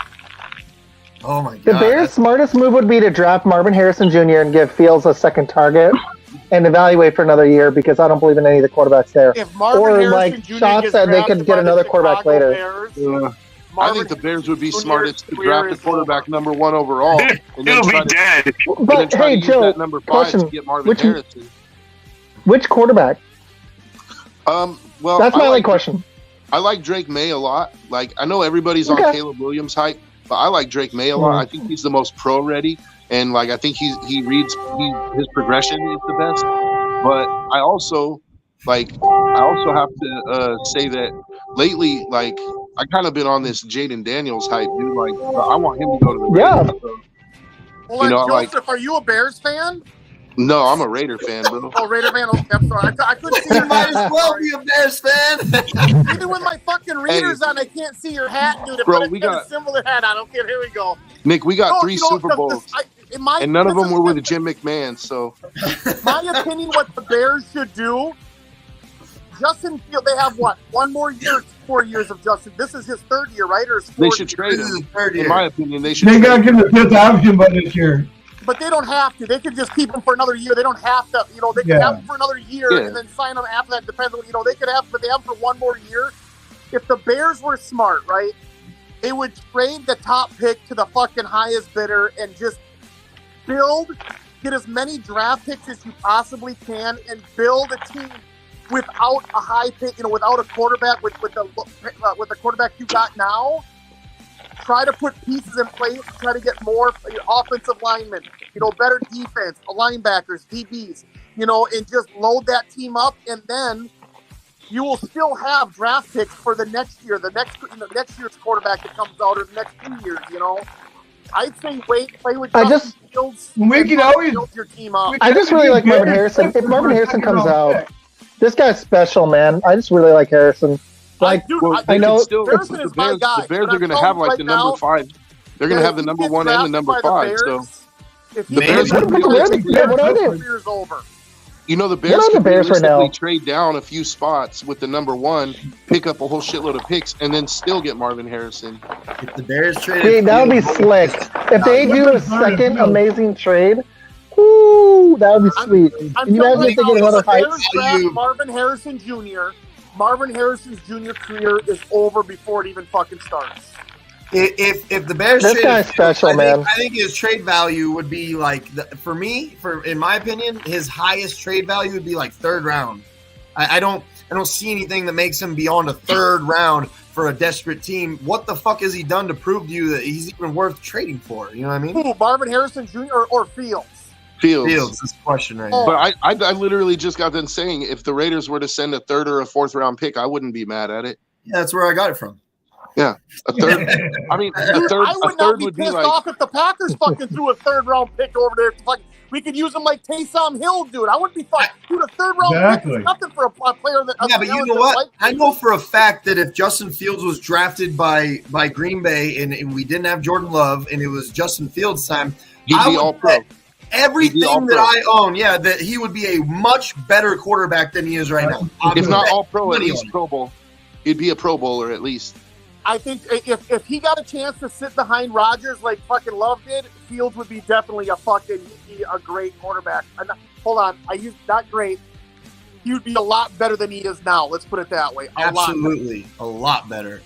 But it's still not too late. It's still not too late for Fields. If he was to go somewhere like Tennessee, somewhere like Tennessee or I know that the Texans aren't looking anymore, but like somewhere where they can actually develop a quarterback, I think you could still see Justin Fields do something, dude. Like Tampa, the Bucks. I mean, I am a firm believer on drafting quarterbacks and having them sit. Not every one of them can be a CJ Stroud and take on that fucking responsibility, but not everybody can do that. But like Jordan Love was not ready to play when we drafted him, and the Packers knew that he was not ready to play. And it I can confidently say that, like right now, this is just my opinion, but I can confidently say that if Jordan Love did not get the years that he did under Rodgers, he wouldn't be where he is right now. Like the development has came very fast this year, very fast for the kid. Yeah, I don't think if he didn't have a chance to sit behind Rodgers, I don't think he'd be as good as he is either. I think he would have got eaten alive and his confidence would have been destroyed. I don't think the kid would have survived, to be honest. But I like it. I think, I'm so glad that we got rid of Rodgers. And I'm glad. Dude, I'm so sick of fucking Rodgers. And you guys, and Nick, you know this. I fucking hated him for a long time, for the last 3 years. I just saw all this shit coming, right? But I do commend him for fucking keeping in contact with Love and fucking saying, give him the confidence boost that he probably needs from his old court, the old guy. And I get that. And Rodgers is going to play on Christmas Day. That egotistical motherfucker is going to sit out. He's going to come back on Christmas Day when everybody's fucking watching him because he's fucking egotistical, and he's going to fucking play in that game. I have no doubt in my mind. Hey, what about – here's an interesting scenario. What if Justin Fields was to go somewhere like Minnesota or like – and he had Justin Jefferson to throw to and like – He'd be much better in Minnesota than Chicago. What about the Browns? I like Minnesota. I like Minnesota, man. Atlanta. The Browns are starting Joe Flacco and Deshaun Watson. I mean, at some point they're gonna fucking decide, like, you know what, like we'll just cut him and just give him the fucking money that we have promised them, and like they're just gonna have to eat it, and their cap's gonna be shit for a few years. But the Browns have a really good defense, and if it's not like a career-ending injury, they got a running game. Like, so. Or how about this? The Chiefs don't get Mahomes; they actually get Fields, and he's the new starting quarterback. Andy Reid. I don't think they get the Super Bowl every year, but they'd be playoff contenders. Yeah, I don't see a reason why Fields couldn't do great for a team like that with a coach like that. What about Atlanta? I could see him do good in Minnesota because let's get real with Addison. Minnesota, I like. He doesn't have to be accurate with those fucking pass catchers because they can catch. They can, as long as they get in the vicinity, they're going to come down with that football. Especially with Addison, man, and Jefferson and Hawkinson. He's going to be a free agent, right? And so who do they got? They got Josh Dobbs. I think. Yeah, Dobbs is. I mean, he's already benched. But that's what I'm saying. They got Dobbs. He didn't pass the backup test. You gotta play good for 3 or 4 weeks. So the Vikings he are going couldn't to do be it. in the market. The Vikings are going to be in the market. So that's what I'm saying. Would the Bears trade Fields in division if they draft a quarterback? I mean, it's the potential. I actually like what Shots just said in the YouTube chat. He was like, I wouldn't trade behind down below 2 because if Harrison comes out, I don't think he's going to fall to 5, man, or 4. No. Well, it just depends on how many teams are taking quarterbacks, dude. Yeah, you're right. It depends on what their plan is, like what quarterbacks they like. Because Arizona is going to be like number 2 or number 3, and they're like they may take a quarterback, but they may not. So, could Arizona trade down a few spots, pick up some draft picks? Look at the standings right now. I don't give a shit about fucking interdivision fucking training. Fuck that. If you're gonna offer me a good deal, I don't give a shit where I. New England. Yeah, the Bears are 5-ish right now. It depends on how they finish. You're right. They could go anywhere from like 5 to like almost to 10 because they're tied with the Chargers, Titans, Jets. The Bears might not even get the number 1 pick. The Cardinals are fucking good with the Panthers winning. The Cardinals only have 2 wins, right? Yeah. So they're tied for fucking wins. The Arizona take the Cardinals could take that number 1 spot over. I hope the Cardinals do get it and they choose Marvin Harrison Jr. I hope to God that the Cardinals beat us the Panthers beat us next week, dude. And the Cardinals get the number 1 spot and drop Chicago out of that number 1 spot, dude. I want that. Hey, Nick, I just think Harrison's the most talented player. I think you take the best guy. I think you take the best player in the draft. Nick, if the Cardinals took the number 1 overall pick and they picked Marvin Harrison with it, they deserve to lose. It would be so funny, bro. And you know what? Because they could trade down to 2 and still get Marvin Harrison. And then I'm starting to understand the Start Clifford shit now. They're talking about this next week, so we could lose on purpose and fuck the Bears over. That's what they're talking about. Hey, they beat the Falcons last week. Fuck the Bears over not get that number 1 pick for the 2nd year in a row. I'm all for that shit, dude. Yeah, I would love so hard if we were the reason why they didn't get it. How many wins do the Raiders have? 3? No, we have 6. 6? Yeah, we're 6 and 8. You're lying. You are fucking lying. Go look it up. I hope the Panthers keep winning. I hope the Bears keep winning until they fuck themselves out of fucking 2006. Oh, look at the Raiders against the Vikings. How'd that game? Yeah, how do you think? Okay, so what do you guys do now, Joe? What do the Raiders do? Because if Aiden O'Connell's not the guy, Jimmy G, it doesn't seem like he's the guy either. So no, Jimmy G is not going to be on the team next year. The Raiders are going to probably eat the loss on his contract, but shouldn't even be in the NFL. That guy fucking sucks. See, right now the Raiders fan base is kind of divided about it because I would say about 40, maybe 35%. Think that Aiden has shown enough that maybe we should give him a shot next year and use our 1st-round pick somewhere else, like maybe get Marvin Harrison or get a defensive tackle. But our defense is playing really well this year, actually. Like I think they're in the top 15, which for the Raiders, if you know anything about the Raiders, our defense has been bottom fucking 3 for the last 20 years. So to be top 15 is like huge improvement. So Joel, let me ask you this: What would you do with Pierce? Do you think the Raiders could burn it down and trade Adams and trade Crosby and just get a bunch of capital and fucking start over since they're pretty much done? I don't think now? They might trade. I don't think Davis will allow it. Davis won't allow it. But there's not a snowball's chance in hell that they'll trade Crosby for anything, dude. Crosby's special. Crosby's actually like one of my dark horse guys. If he became available, I'd love the Packers to trade to him. I agree. Going to be a Raider as long as he wants to be a Raider. Like that's Crosby. No, I'm not saying But the reason why I say that is because Crosby is so good that he could fetch a lot on the open market. Oh yeah, I believe. Yeah, no, I get it. He's worth the most out of any player that we have. He's worth the most draft picks. But the Raiders are just not going to get rid of him. He's the heart and soul of our fucking team, let alone defense. But I could see them trying to bilk the Jets for a first for Devontae. Like if Aaron Rodgers wants him bad enough, I think the Jets would give it up. And like if we could get a first for Devontae, I would take it, and I would try to get. Honestly, I would try to get Marvin Harrison Jr. to replace him. Like, yeah, there you go, man. As much as I want fucking, Robert Saleh to be our DC, I think the owner of the Jets are going to give him the benefit of the doubt and keep him as the head coach for the fact that Rodgers was out and that was built around him. You have to. So I can see them giving Saleh another year for that aspect, but yeah, you have to.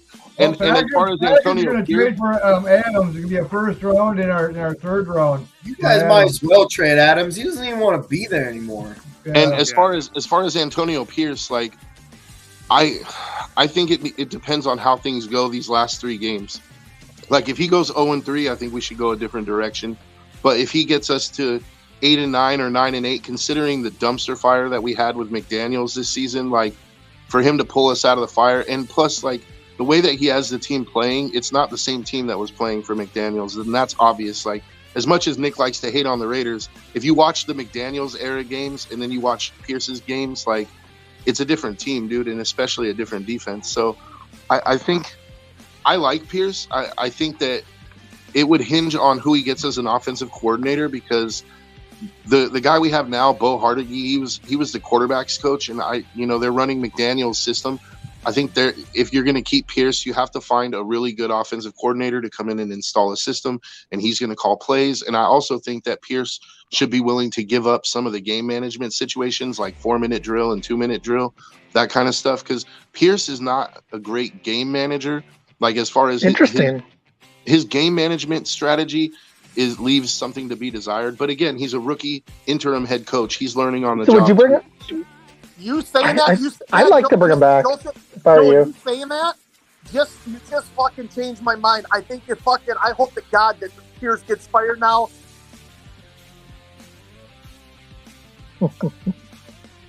He muted himself. He muted himself. I was wondering, Joe, if you wanted to bring Pierce back. That was an interesting. I like your take this now, though. Honestly, I do like, but I also, if we go 0-3 over the last 3 games, it's going to be hard to say like 0-3. Isn't that the score of the Vikings game that he coached? Yeah, and then the very next week he put up 63. So, but I also, if we go 0-3, they're both outliers, man. They're both outliers. If you want 63-21, that's if you want a realistic take, if you want a realistic take about it, the offense has regressed this season. Even under Pierce, like we've barely been breaking 20 points. And so, which is why I said, like, it would depend on who he's going to bring in as an offensive coordinator, because there's no way with the people that we have on offense that we should be struggling to score 20 points, dude. But I completely agreed. With what's happened to Jacobs this year too, man? Jacobs has been just terrible. He just got hurt all season. Well, there's a lot of reasons. Number one, our offensive line is good at pass blocking and not very good at run blocking. Number two, McDaniels didn't really want to run the ball a whole lot. But Pierce has committed to Jacobs, and he gives him 20 carries a game. And you've seen his numbers go up. He had his first 100-yard game under Pierce. It's interesting those mid-coaching changes like Buffalo. Let's not get it twisted. Jacobs is still on pace for 1,000 yards, and this season there's only like 5 backs that are on pace for 1,000 yards. It's been a down running season for the whole NFL, if we're being honest. Yeah, it's been a weird year. The Bills, after they fired Dorsey, now because I've got him in fantasy, Cook is unleashed now. Not just in yesterday's game. Cook has just been awesome. I flipped Addison for him in fantasy. I flipped Addison for Cook, and they've just transformed. It's been crazy. Those coaching changes mid-season actually work if the Packers really did do it. But, yeah. Yeah, I want to see. But my problem is he's only averaging 3.5 yards a carry. It's just he's starting to look a little better, but Jacobs was going to have a down year after last year. I mean, come on, man, you're not going to after missing training camp, 1,600-yard seasons and shit. Unless you're Derrick Henry or something. He's not. Yeah, Derrick Henry. Yeah, Jacobs is a good running back. If Caleb, because it's possible, Caleb Williams could actually. It's possible that he could drop. Who knows if he does? I don't want Caleb though. If I have my choice of the quarterbacks, I want either Drake May or Jaden Daniels. Okay, and Drake May's already taken. You don't have your choice. It's Caleb Williams or something else. Do you take Caleb Williams? I guess so. I mean, what about like Michael Penix, dude? I mean, he's on the rise. Honestly, I would rather wait and see if Penix drops to like the high second round and take him, because I just think that Caleb, with the draft capital you're going to have to invest in him, I don't think he's going to pan out, dude. Penix to me looks like a guaranteed absolute bust. He is not. He doesn't have an NFL arm. Like he's had great moments this year. I would disagree with that, but he reminds me of injury history is what concerns me. His injury history is really what concerns me. The way he throws the ball, he actually reminds me a lot of Justin Fields. That's who Penix reminds me of a lot. You know who I would even take a chance on Bo Nix, dude. If he was to drop down to like, I would rather have Bo Nix than Penix any day. I'd rather have Bo Nix. I would take a chance on Bo Nix, to be honest. But I just don't want to. What I don't want to see the Raiders do is invest 3 first-round draft picks in a quarterback. Like if Daniels falls and the Raiders are at 6 or 7, if Daniels falls and he falls in their lap, I would take him. But if not, I would try to go best player available on defense and try to like roll with Aiden O'Connell or maybe an offensive lineman, because we need another tackle and we need another guard. Like we moved Parham to center, and I think Parham's a better center than a guard. But I would still say we need another guard and another tackle, and either get one in the draft and one in free agency, or I don't know. Like it's hard to say. So Ian, you think you would rather have Penix than Caleb Williams? Probably not. I just think Penix might be, like, if he pans out, I think he might be a better scheme fit for the Raiders than Caleb Williams. That's just my personal opinion. But again, that's a big if, because I think Penix has the highest boom or bust potential out of the quarterbacks that are available. But his injury history scares me. A lot of people don't like Caleb Williams because he was crying in his mom's arms. And a lot of people frowned upon that. I don't see how that's a big deal. I don't, that became a big deal. It became a big deal. That's not me. The reason I don't like Caleb Williams is because he plays hero ball too much. Number one, his reads, like he's pretty much like kind of a one read guy, and his mobility allows him to like fucking get around and wait for something to develop. So he has kind of that Mahomes quality, which is his upside. But I just look at how he played at certain times this year, dude. Notre Dame, that was a horrible game, dude. He played horrible in that game. Caleb crawled up into his mom's arm after that watching loss. That makes me question if he's mentally ready for the NFL. Shots is fun. That's the Bears guy. He's fun. I don't see this as relevant myself either. I mean, Quay Walker cried after the game last year, and all the teams in the NFL would like to have Quay Walker. The guy's a fucking beast. He cried in the fucking tunnel after the loss last year. That doesn't make me question if he has the mentality for the NFL. That just means stop being a bitch, stop crying, and get the fuck on the field and do something. You know what I mean? I don't see him crying in his mom's arms after I don't see that as anything relevant, if I'm being honest. What's the quarterback from Texas' name? From Texas? Ooh, that's a good question. He actually has impressed me this season too. I don't know if he's I'm not going to say he's a first round talent, but I mean, he's shown flashes. Like he beat Bama in Bama by fucking 14 points. That's not easy to do. And go ahead. I got a fun debate for y'all. If you guys were the GM of the Bears, number one, what would you do then? Let's just I'm going to put you on the shoes. If you were their GM, what would you do? Let's say Marvin Harrison does declare. What would you guys do? How if you traded, how many spots would you go down? 2 spots. I think 2 as well. Because I mean, you got the other receiver, Rome Odunze. I think I'm saying his last name right. He's available too. It's going to be most likely Caleb Williams and Drake May number 1 and 2. I don't know if Williams is going to go number 1, but I think Drake May and Caleb Williams are going to. Although Daniels winning the Heisman in the season that he had, he could jump up and take 1 or 2, but 2 quarterbacks. Who is the tiebreaker between Arizona and New England? Who's going to be the number 2 seed right now? Or pick, I mean, sorry. Who's number 2? So it's right now. It's Chicago with Carolina's pick, and then Arizona and New England have 3 wins. Who is the? Do y'all know who is number 2? right now between New England and Arizona? I think New England is number 2.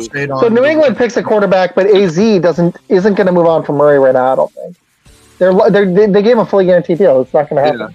Yeah, but New England is taking the quarterback, and I think they'll probably end up taking Drake May. Man, if they pull off a heist and flip the 1 pick for the 3 and take Harrison at 3, and they still have the 5th pick, and whatever they get for that pick, that's going to be stupidly awesome. That might just remake their team if they don't ruin the new guy they bring in. Well, everybody right now is talking about. They just ruined all their quarterbacks. Everybody right now is talking about Jaden Daniels from LSU. I keep seeing that name a lot now. I've seen him. If the Patriots took I think he's moving up into that. They would instantly be better, dude. He's creeping up into that discussion for sure, man. I've been hearing about him nonstop. Jaden Daniels. And then there's guys like Deion Sanders, 12,000 yards in his college career. Deion Sanders' son is coming out as well. Trubisky. Ooh, Drake May could be Trubisky all over again on YouTube. I like JJ McCarthy. You got all these quarterbacks coming out in these next few years. I don't see. I like the Trubisky thing. That's scary. I kind of don't see how the Bears don't pick a quarterback. Like I think you got to, man. Like he's not Mitchell Trubisky, dude. Yeah, but they don't have to do it at. Nick, see, that's the problem when you're stressed out and you have to pick one. Is when you usually pick wrong. You need to pick one when you don't need to have one. That's why the Packers are successful with that shit. But the Bears are fucked either way, man, because they're either stuck with Fields or they're gonna draft Fields over Mahomes again. You know what I mean? Like, I believe if the Bears are smart, they fucking trade out of. They don't need 2 top 5 picks because then what happens if they both hit? Then you're fucking got to pay for. Then they might not have the money to pay for both of them. You know what I mean? So. They could run this draft like a champ. They don't have a 2nd round pick. They need to pick up a 2nd round pick. I would trade back and just try both those picks and try to gain as many fucking picks. You could still get 2 first rounders this year. Stockpile. You could still get a good wide receiver, Neighbors or that Ozunde from Washington. There's a lot of good talented wide receivers out there. You could also get a couple offensive linemen. I mean, Bears could get 2 first round, another first round pick in 2025. But the drop off from Marvin draft like a fiddle, man. They really could. But you're talking about a lot of good receivers in the draft. But the truth is, the drop off from Marvin Harrison to the next tier of receivers is huge, dude. Like Marvin Harrison. Oh, dude, I'm on board, dude. You don't have to tell me about Marvin Harrison Jr. is like he's like the best wide receiver prospect I've seen since Calvin Johnson. If I'm being honest. That's why Green Bay is going to trade up and draft him. Oh my gosh, that would be awesome. Dude, he needs to go top. He's going top 5. You would have to trade so many good players to get the draft capital to. No, first we would have to get complete new management for that to happen. That actually does that. No one on the fucking team. That's just not in our MO to do. The Bears would have ruined Mahomes. Love it. Man. Hey, I love it. What if you were to trade a couple of guys? Like you guys were already talking about trading Jair. What if you were to trade Jair and maybe one other player and a pick? You might be able to swing that. Dude, honestly, that actually might be worth it. Jair and a 2025 2nd round pick or some shit like that could get it done. I think you're gonna have to give. Or no. You flip that Jets pick that's like 37 or 8 or whatever it is. You trade Jair. About that. You could throw that in there instead. You throw that in there, man. To get this is the stuff I'm talking about. It doesn't have to be a free agent. We've got to get a difference maker on offense at running back and receiver. I'm fine with our tight ends, man. I like what I see. Especially Musgrave comes back. I would love to see, as a running back, I would love to see that Trayvon Henderson in our back from Ohio State. He's a good back. I like him. Braylon Allen, too. Could you guys imagine having Marvin Harrison and Christian Watson together? And if Watson was healthy, or even if he's not, Jaden Reed in the slot, you've got Wicks who's starting to step up, and you've got Dubs. That is a receiver rotation that's special. Because then it fills out. Right now, we don't have any of these guys. Dude, you missed the most important part. You put fucking Marvin Harrison Jr. with fucking Wicks, Dobbs, Watson, Reed, Kraft, Reed, man. Reed, Kraft, and Musgrave. Jesus, and fucking Sammy Watkins. Fucking Love is the next Hall of Famer with that fucking offense. Seriously. Yeah. I could fucking be a Hall of Famer thrown to those fucking guys, for God's sake. Yeah, We could have a new ESPN cover with all the receivers and Jordan Love instead of Rodgers with all of his receivers that he had at one time. You better have a good offensive line fighting for all that shit, man. Marvin Harrison we got to get a running back. Instantly makes your fucking team at least 3 to 5 games fucking better. We got to draft a running back this year. I know that. We have to draft. Seriously, I really like this Harrison idea because if he went 4, if we had to give up our first round pick this year and Alexander or that second round pick and then a later pick next year and we did it, man, you guys are going to be excited because I'm actually hearing a lot of rumors about them possibly, being aggressive in the draft because that is where we make moves usually down. If it's going to happen, it's going to happen probably in the draft. I mean, so, think about it. Like, let's do it. Our team is not that bad. We don't have any dying. It's not that great though either. We needed to replace Bakhtiari, right? Well, our offensive line isn't really the fucking problem right now. It's not really a problem. This dude shots from the sideline. He's talking about Estime, the running back from Notre Dame. That dude is a fucking hog, man. The Notre Dame running back, he's a beast. Shots knows his stuff, guys. I wish he could have hopped on. He's good. Dude, He'll be on my show tomorrow. Joe, you should check out. I watched a lot of Notre Dame games this year, and that dude's a beast, bro. He's going to be on my show again tomorrow. He's awesome. I just don't think the Packers have a lot of pressing needs that they need to have all the draft capital that they have. With the 5 picks in the top 50. Don't get me wrong, it's great to have depth too, but we can still have depth if we make a move up for a Marvin Harrison.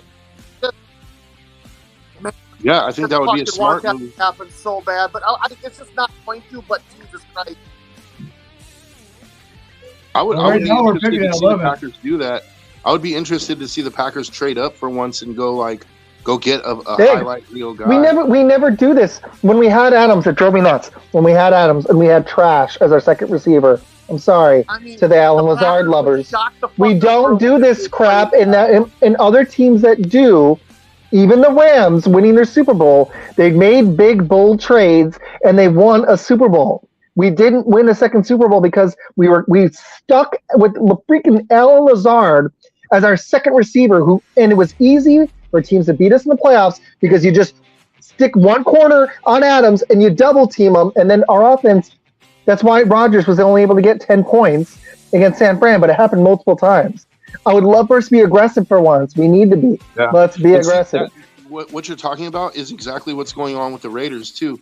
Like Devontae has been double and triple teamed all season, and our second it's easy, man. Minnesota's good because they've got multiple targets. Yeah, like their quarterbacks just suck. Like if you want to know what I wish the Raiders would do the most, if you want to know what I wish the Raiders would do the most, I would even be willing to roll with Aiden O'Connell again next year if we could go up and get Marvin Harrison, dude, to pair with Devontae. My God, oh, dude, that would be you guys would be. You could have Aiden O'Connell back there. You'd be fine. Yeah, that's what I'm saying. If you had yeah, dude, this guy's special. I'm telling you guys. And then your third receiver is Jacoby Myers, and your fourth receiver is. Oh, absolutely! That is the best receiving rotation in the NFL. If Harrison's as good as advertised, it is. It trumps. And the thing about the Packers is that they have Zaire Alexander that they could trade, right? They could trade Zaire and save. I like this idea. Some of those draft picks that they have in the first and second, third round this year, by trade Jair instead of the capital, and then rebuild your fucking deep. So yeah, if we trade Alexander, we're gonna have to get another corner because I don't know about Stokes, and I like Valentine, but Nixon doesn't belong at corner. Capital with an extra second, and extra third. Exactly. Right? Exactly. Okay, we could just trade Alexander, get picks, or we could trade Alexander and be aggressive and move up for elite talent. Comment of the whole show. This right here is the dumbest comment by a long shot of the whole show. So we should draft a franchise quarterback because you can't be sure about Jordan Love. What the fuck did Jordan Love do this year that you can't be sure about? You are a fucking moron. I've learned in my dude that you do. Seriously, this guy is trying to be a troll. He's trying to get you. Nobody with a fucking brain would say something as fucking dumb as that. Seriously. Yeah, hey, Bill Sally. Oh, that makes sense. You have a girl's last name. I wouldn't even fucking run in the middle of the road. I wouldn't even fucking waste breath on that fucking guy to answer that question. Don't even waste. What an idiot! This is just dumb. What the fuck? Like, man. Nick get some fun comments. Nick get some fun ones. Man, I get some fun ones. I've been making comments on Facebook some of the stuff people have said to me, I just had to like delete. I'm like, I'm done. Nope. I don't know if I don't know what show I was watching, or I saw a clip where the fucking Bears fans, because this is fucking bullshit. The fucking Packers did it again. They found a fucking another one. You know, don't listen. Lions fans, Bears fans, and Viking fans fucking hate this right now, right? They fucking hate where we're at right now because they think that we potentially might have found I'm not saying a Hall of Famer, but a competent quarterback that can fucking win us fucking ball games, another franchise guy for the next 10 years. That's what they're scared about. They're fucking deathly afraid of that, dude. Seriously. Hey, dude, I saw one. Hey, I saw this comment the other day from a Bears fan, and he was saying that he was like talking about the Raiders trading up for the Bears pick if the Bears get the number 1 overall pick, and this dude said, yeah, like, you know, if they would give us Crosby in like 2 seconds and 2 firsts, like we can make that happen right now. And I almost fell out laughing, dude. I was like, Crosby's I think damn I might near have read that somewhere. I was like, dude, Crosby's worth that pick himself, like damn near, like almost. I'm not gonna say he is, but he's close. Like, yeah, you know about that. But I mean, he's a good fucking player. I'll give you that. He's worth every bit of 2 firsts. I'll tell you that much. Sally, you're an idiot. You're the dumbest motherfucker on in any group right now.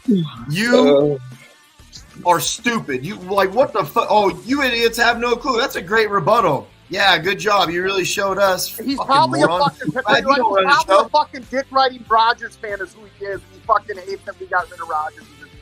It's funny that he says that. Glad you don't run the show. Well, I run this show, and you're watching it because you're the fucking moron that doesn't know what he's talking about. That's why you're getting information from this show. You fucking dumbass. Go like this. Say, hey, Bill Sally, why don't you jump on here right now and show your face and actually say what you sense at a time? Being a fucking keyboard tough guy. How about that? Hit him with the link. Hey, hit him with the link. It's on there. It's in here. Yeah. Oh man. So, hey guys, gotta bounce. I'll see you on Saturday. Okay. While you're at it, call up P Grizzly. Yeah. So, dude, we got Raiders fan here, right? This is what I learned. You know, trolling is fun and all that shit. But this is what I like about fucking chats in this is I like talking with Joseph and shit, like talking about, you know, nobody's arguing about what you should do with this team or that team. You know, we're talking about what the fucking Raiders could possibly do in the future. I love talking about what the fucking teams can do to make their team better. That's what I like talking about, you know? But, okay, so just real quick, because Joe is a Raiders fan, he has a complete, unbiased, outside view of what's going on. There'd be no reason that a Raiders fan would sit here and be like, oh, I'm going to, like, you know, blow off the fucking Packers. Like, why would you give a shit? So you tell me, Joe, what do you see from Jordan Love, and what do you think of this fucking comment? I mean, what do you like? I mean, that dude's an idiot, like obviously, but like, if you're a Packers fan, like, I mean, you knew going into the season, you guys were expecting to be bad, and you're not bad. Like, so exactly. he's already exceeded expectations. Like, is he an all pro his first year? No. Obviously not. Like, he's making rookie mistakes and you know, but he is a rookie. Like, he's played very, very little and you know, he sat behind Rodgers, which was good for him, but you're really seeing his rookie year right now, and so far, like, he's where he should be. Like, he shows a lot of promise. He shows a lot. Like, I like a lot of his throws. I've seen him like thread the needle a few times, dude. Like, really nice throws, you know. And I think once he gets more experience under his belt, like, he's going to be good. Like, I mean, I'm not going to sit here and say he's going to be your next Rodgers or your, you know, but because who knows? Like, who knows who he's going to be in 3 years, dude, how good he is. You haven't seen his ceiling yet is my point. Yeah, like, exactly. I agree with you 100%. Like, going into this season, all I cared about this season was, right? Because I knew we were young.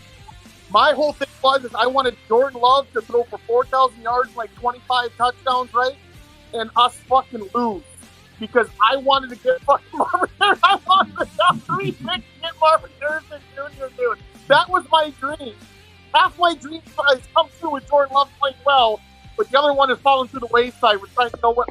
But it was close because we were losing during that losing streak. I'm like, dude, seriously, please, just continue to lose. Jordan Love, keep playing. You just keep doing you. Let's lose. Let's blame it all on Joe Barry and fucking. Joe Barry's the sacrificial lamb. It was fucking close, man. It was close that losing the fucking goddamn winning streak. Fuck. If people like this ran the show, then CJ Stroud wouldn't have a job right now either. I mean, he threw three interceptions in one game. I'm not joking.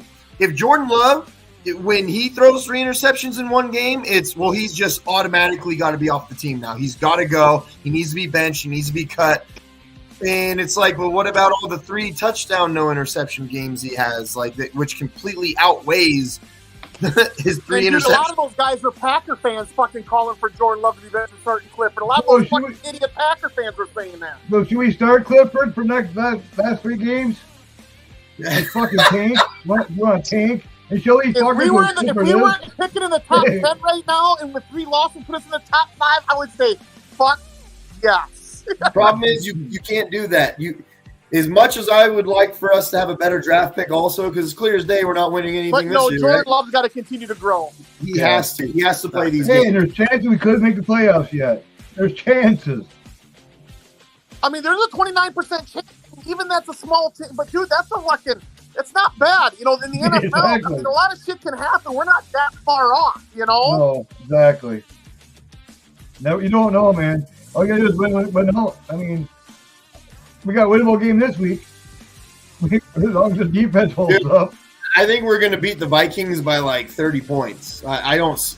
They fucking 31, 32, maybe more. They are not a good football team, man.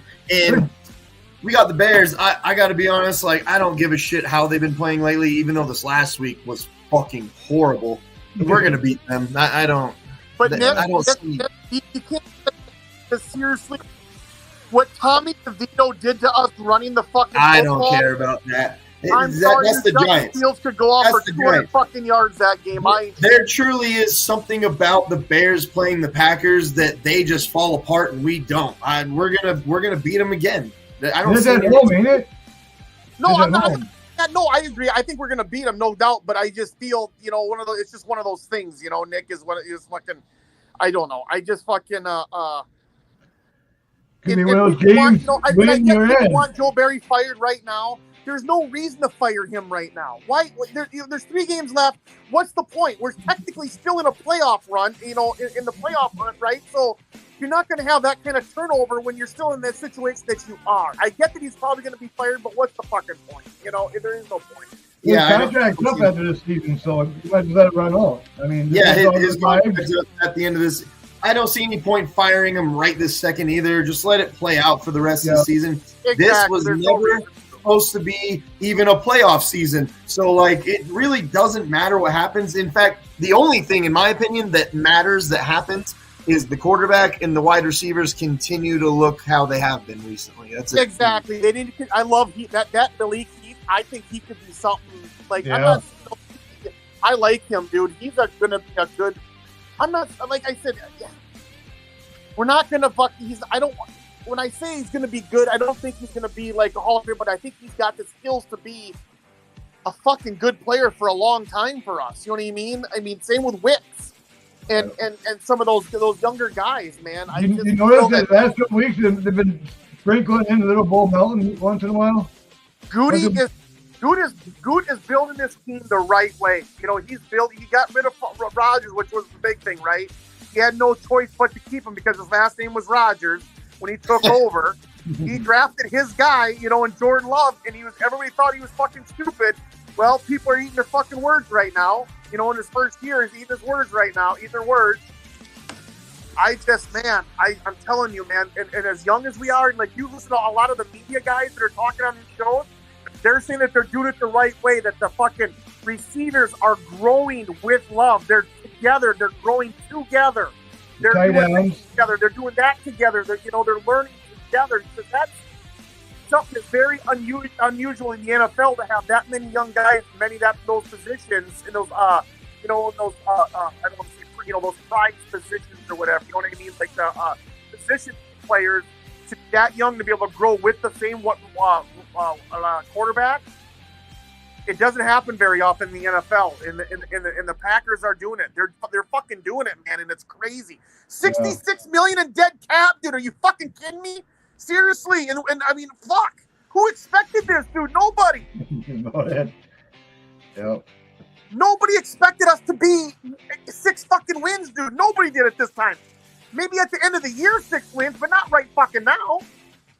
People expected the Bears to have like 10 wins, and they only have 5. I think that's equally as funny. What was that Lions game and the Chiefs game? We're all like, fuck yeah, this team's fucking gelling. We're fucking going places.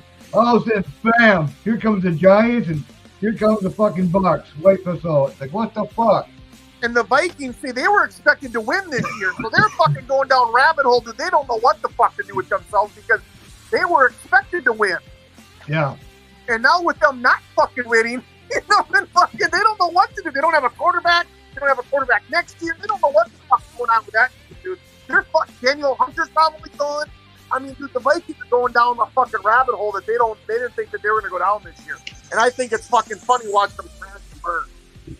Yeah, they got to pay fucking Jefferson. That's going to be a lot of money. Yeah, I had a couple of guys talk. They should have traded that fucker and kept Addison as their new number one. Traded fucking Jefferson and got a shitload of fucking picks for him and saved a shitload of money. Yeah. Now they're going to have the highest paid tight end and they're going to have the highest paid fucking wide receiver.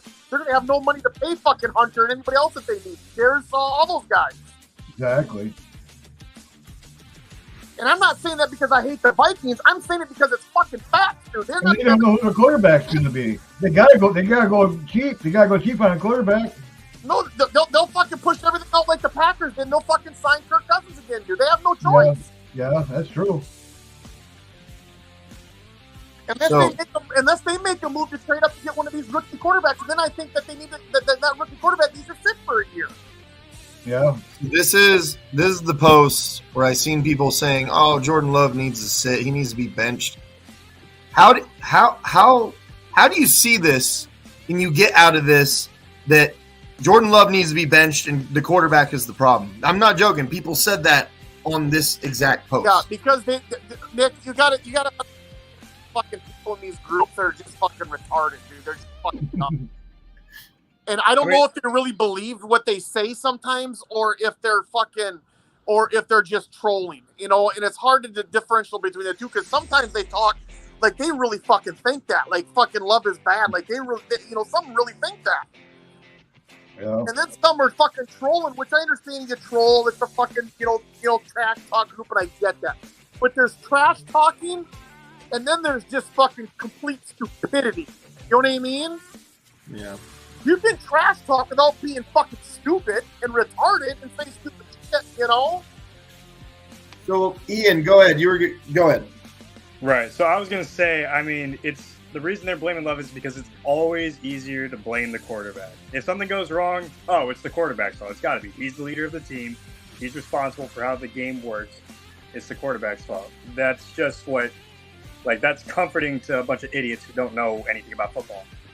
But it's like how I mentioned earlier, when CJ Stroud has a game like this, he is prime time, franchise. When Jordan Love does it, it's not good enough. It'll never be good enough. I'm just saying, don't get me wrong, what CJ Stroud is doing is fucking incredible. Yes, it is, and I agree with that. Good. I'm just saying, how come when CJ Stroud has a bad game, he's still a fucking amazing dude. Jordan Love actually has somewhat similar stats to CJ Stroud. What's funny is that Stroud hasn't had many fucking bad games this year. You know what I mean? He hasn't had many. I don't know if he's had one at all. Yeah, CJ Stroud? Yeah, has he had a bad game? Yeah, he threw three interceptions. I mean, it wasn't like the worst game ever, but I would hardly say it was like a good game. In last game, I know that he got hurt. But he had plenty of time. I think he got hurt at the end of the third quarter or some shit, or maybe it was even the fourth quarter. He only had 91 total yards, no touchdowns. He was not playing well last game at all before he got hurt. Yeah, I didn't pay attention that much. It's just that I haven't seen, but I just know that I've seen him do a lot more fucking great things than bad things. Yeah. No, he is He has been amazing. My point was, though, it's just crazy how that works because people have already anointed the guy as being amazing. He could have a game like this, and it's the greatest game ever. He has a bad game. Oh, it's okay. Jordan Love has put together games like this and even better games many times this year. He has four 3-touchdown and 0 interception games this year in his first starting season ever. I'm sorry, that's 1/4 of the season. That's pretty damn good. He's like tied for first in that stat. And this team has got a lot of talent. It's going places. It just needs the right coaches right now. It does. It needs the right coaches or it's fucked. So what? I mean, I don't see. Okay, maybe I'm wrong. Do you see dire need that this team needs? Like what I don't see anywhere where we need to go out and spend money on this, that, or another thing. You know what I mean? The only thing I can see, I would say safety. Our safety. Safety. I was going to say safety, and probably offensive line. I just don't think our offensive line is bad as everybody thinks. It's not that bad, but I mean, you might as well put some effort. I mean, give them. I mean, one for you guys. I feel that we're going to go draft a couple of offensive linemen, there's no doubt, but I just don't think that we need to trade up to get an offensive lineman or something of that. I got one for you guys, and I'll bet you'll all agree. If there is an elite or top-notch or just like favorable, amazing run stopper on the defensive line, that's exactly what we need. If you can get just one fucking guy inside that can plug everything up the way that really good run stoppers do, something we seem to not have on the interior defensive line, because the exterior defensive line, we have guys that can tackle, man. But the interior part of it, if you can get a nose tackle that can stop the run and he's amazing at it, that's what we need right there. Yeah, I mean, don't get me wrong. I like Slayton. I think Slayton is a good talent, young talent. I like Slayton, what he does, and I like Wyatt. And I like Wyatt. I do, but he's not. As a first-round pick, you talk expect more out of him, but he is. It's a tackle. He's not. But I get what you think. Basically, some stud next to fucking Clark to kind of give Clark a little bit of fucking pressure off him. A little bit more. You need someone to plug the A and the B gap, man. Those are our weakest points in the whole defense, and we just can't seem to figure it out. And I like Slayton too. I think he's had a pretty decent year for his first time ever being the true starter. Wyatt has progressed. That's all you can really ask of him, as young as he is. But I kind of question at times, if Van Ness isn't rushing the quarterback, why is he on the sidelines? Why not put him at defensive tackle a few plays? Why not get some of these? I mean, like I said, many shows already. Why not try to see Rashawn Gary inside for a few plays? Because Micah Parsons does it, and it works very well for the Cowboys. Rashawn Gary is great at stopping the run. He always has. I'm going to jump off topic here. How do you guys feel about the brotherly shove? If they ban that fucking play, I'm going to be pissed the fuck off. Oh, the love shove? Yeah. Yeah, touch push. Yeah. Dude, if the NFL bans that play, I think it's fucking bullshit. Just because other teams can't fucking do it, like Philadelphia, you're gonna ban that motherfucker? Are you serious? I do think it's stupid because it is a real football play. It always has been since the beginning of time. A quarterback sneak is a quarterback sneak, whether somebody's pushing him from behind or not. It doesn't matter. It's no different than a fucking running back getting 5 yards and then him keep on running and everybody fucking slams in and move the whole fucking pile. It's no different than that. Which happened to us. We stopped him short, and then dude got carried for another 7 yards past the first down line. That sucked. The Cowboys game just yesterday when they got slammed, that guy Cook for the Buffalo Bills, he did it 3 different times. So exactly. So I don't. If they ban that fucking, don't get me wrong, it's frustrating playing the Eagles. They get that fucking play. Dude, if they fucking have it down to a science, right? It's guaranteed, right?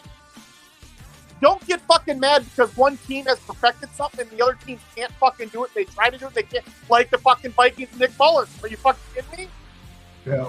They tried to do it. They didn't fucking get it done. Well, fucking do it better. Fucking do it better. Fucking stop it. There's got to be a way to stop it, right? There has to be a fucking way. Well, there is. Dude, how many... So I know the Eagles are great at it. They'll be stopped eventually, but there is ways to stop the QB sneak, obviously, even when they're getting pushed from behind. I see it almost every single week not work. I know, teams. right? There's a way to stop it. Dude, I'm waiting for the fucking, I'm waiting, line up for the brotherly shove for a fucking, like in the middle, like in the 50-yard line or something, maybe a yard or a half yard. And then fucking Hurts is going to fucking back out and some fucking tight end is going to go straight down the fucking field for a 50-yard fucking fake touchdown, dude, down the seam or some shit. I'm just waiting for it, dude. They're setting it up for it. I'm telling you, they're setting it up for it. It's going to be like a Super Bowl play, like hey, we need to do something to just knock them on their ass real quick. You got to get momentum back in our special again. Yeah, they're going to fucking fake run in and drop back and just go, and then fucking he's going to be wide open. They get up to the line like really, really fast too, like to get like a sense of urgency, and they're just like, all right, we got to stop this. And he's like, oh, it pulls back. Oh, shit, got him open. I'm telling you, he's going to be wide fucking open. Nobody's going to be fucking, dude, seriously. It's just going to be, I'm just waiting for that fucking play to happen. So we've hit our max. We've gone beyond. We had our Monday night free for all, freestyle, open mic, whatever the fuck you want to call it. Saturday, we'll be back for Packers show. We'll do a little bit of NFL after as well, but we're going to go full-blown Packers, Lions, Bears, Vikings. We're doing it all Saturday night, and then we'll get ready for another loss on Sunday. Hopefully not, but I mean. Hey, Nick, I'll be able to hit the show Saturday. My family's going to be gone. I stay home for Christmas and shit like that, so they're going to be leaving Saturday, so I'll be able to jump on Saturday. Cool. What about you, Ian? You got this Saturday ready? Oh. I'm probably going to be in LA, so maybe. Okay. Well, I mean, you could do it on your phone if you got time. Packers show is usually a lot, how can I say, shorter. We do like an hour, maybe an hour 30 at most, and then we're out. But I'm going to let everybody get a sign off before I end this. So go ahead, John Dorn, you start us off. I just want to see us win this game this week. I want to see the defense play a lot better. I want to see him play better the next 3 games, to tell you the truth. And Barry, just let him play about the rest of the year. I mean, come on, man. His contract's up. We ain't going to renew it. Just don't worry about it. You got 3 more games. Fuck it. Let's see what we can do. All right. Rick Mott, go ahead. Anything you want to say? I'm with John Dorn. I feel that the writing's on the wall. No matter if we have 3 shutouts next 3 weeks, the defense plays fucking lights out. We have 3 shutouts. I think the writing's on the wall. Barry's gone regardless, Exactly. But he's just going to be gone. Whether he's fired, somebody's contract is up, so they're just going to let that fucking just let it go.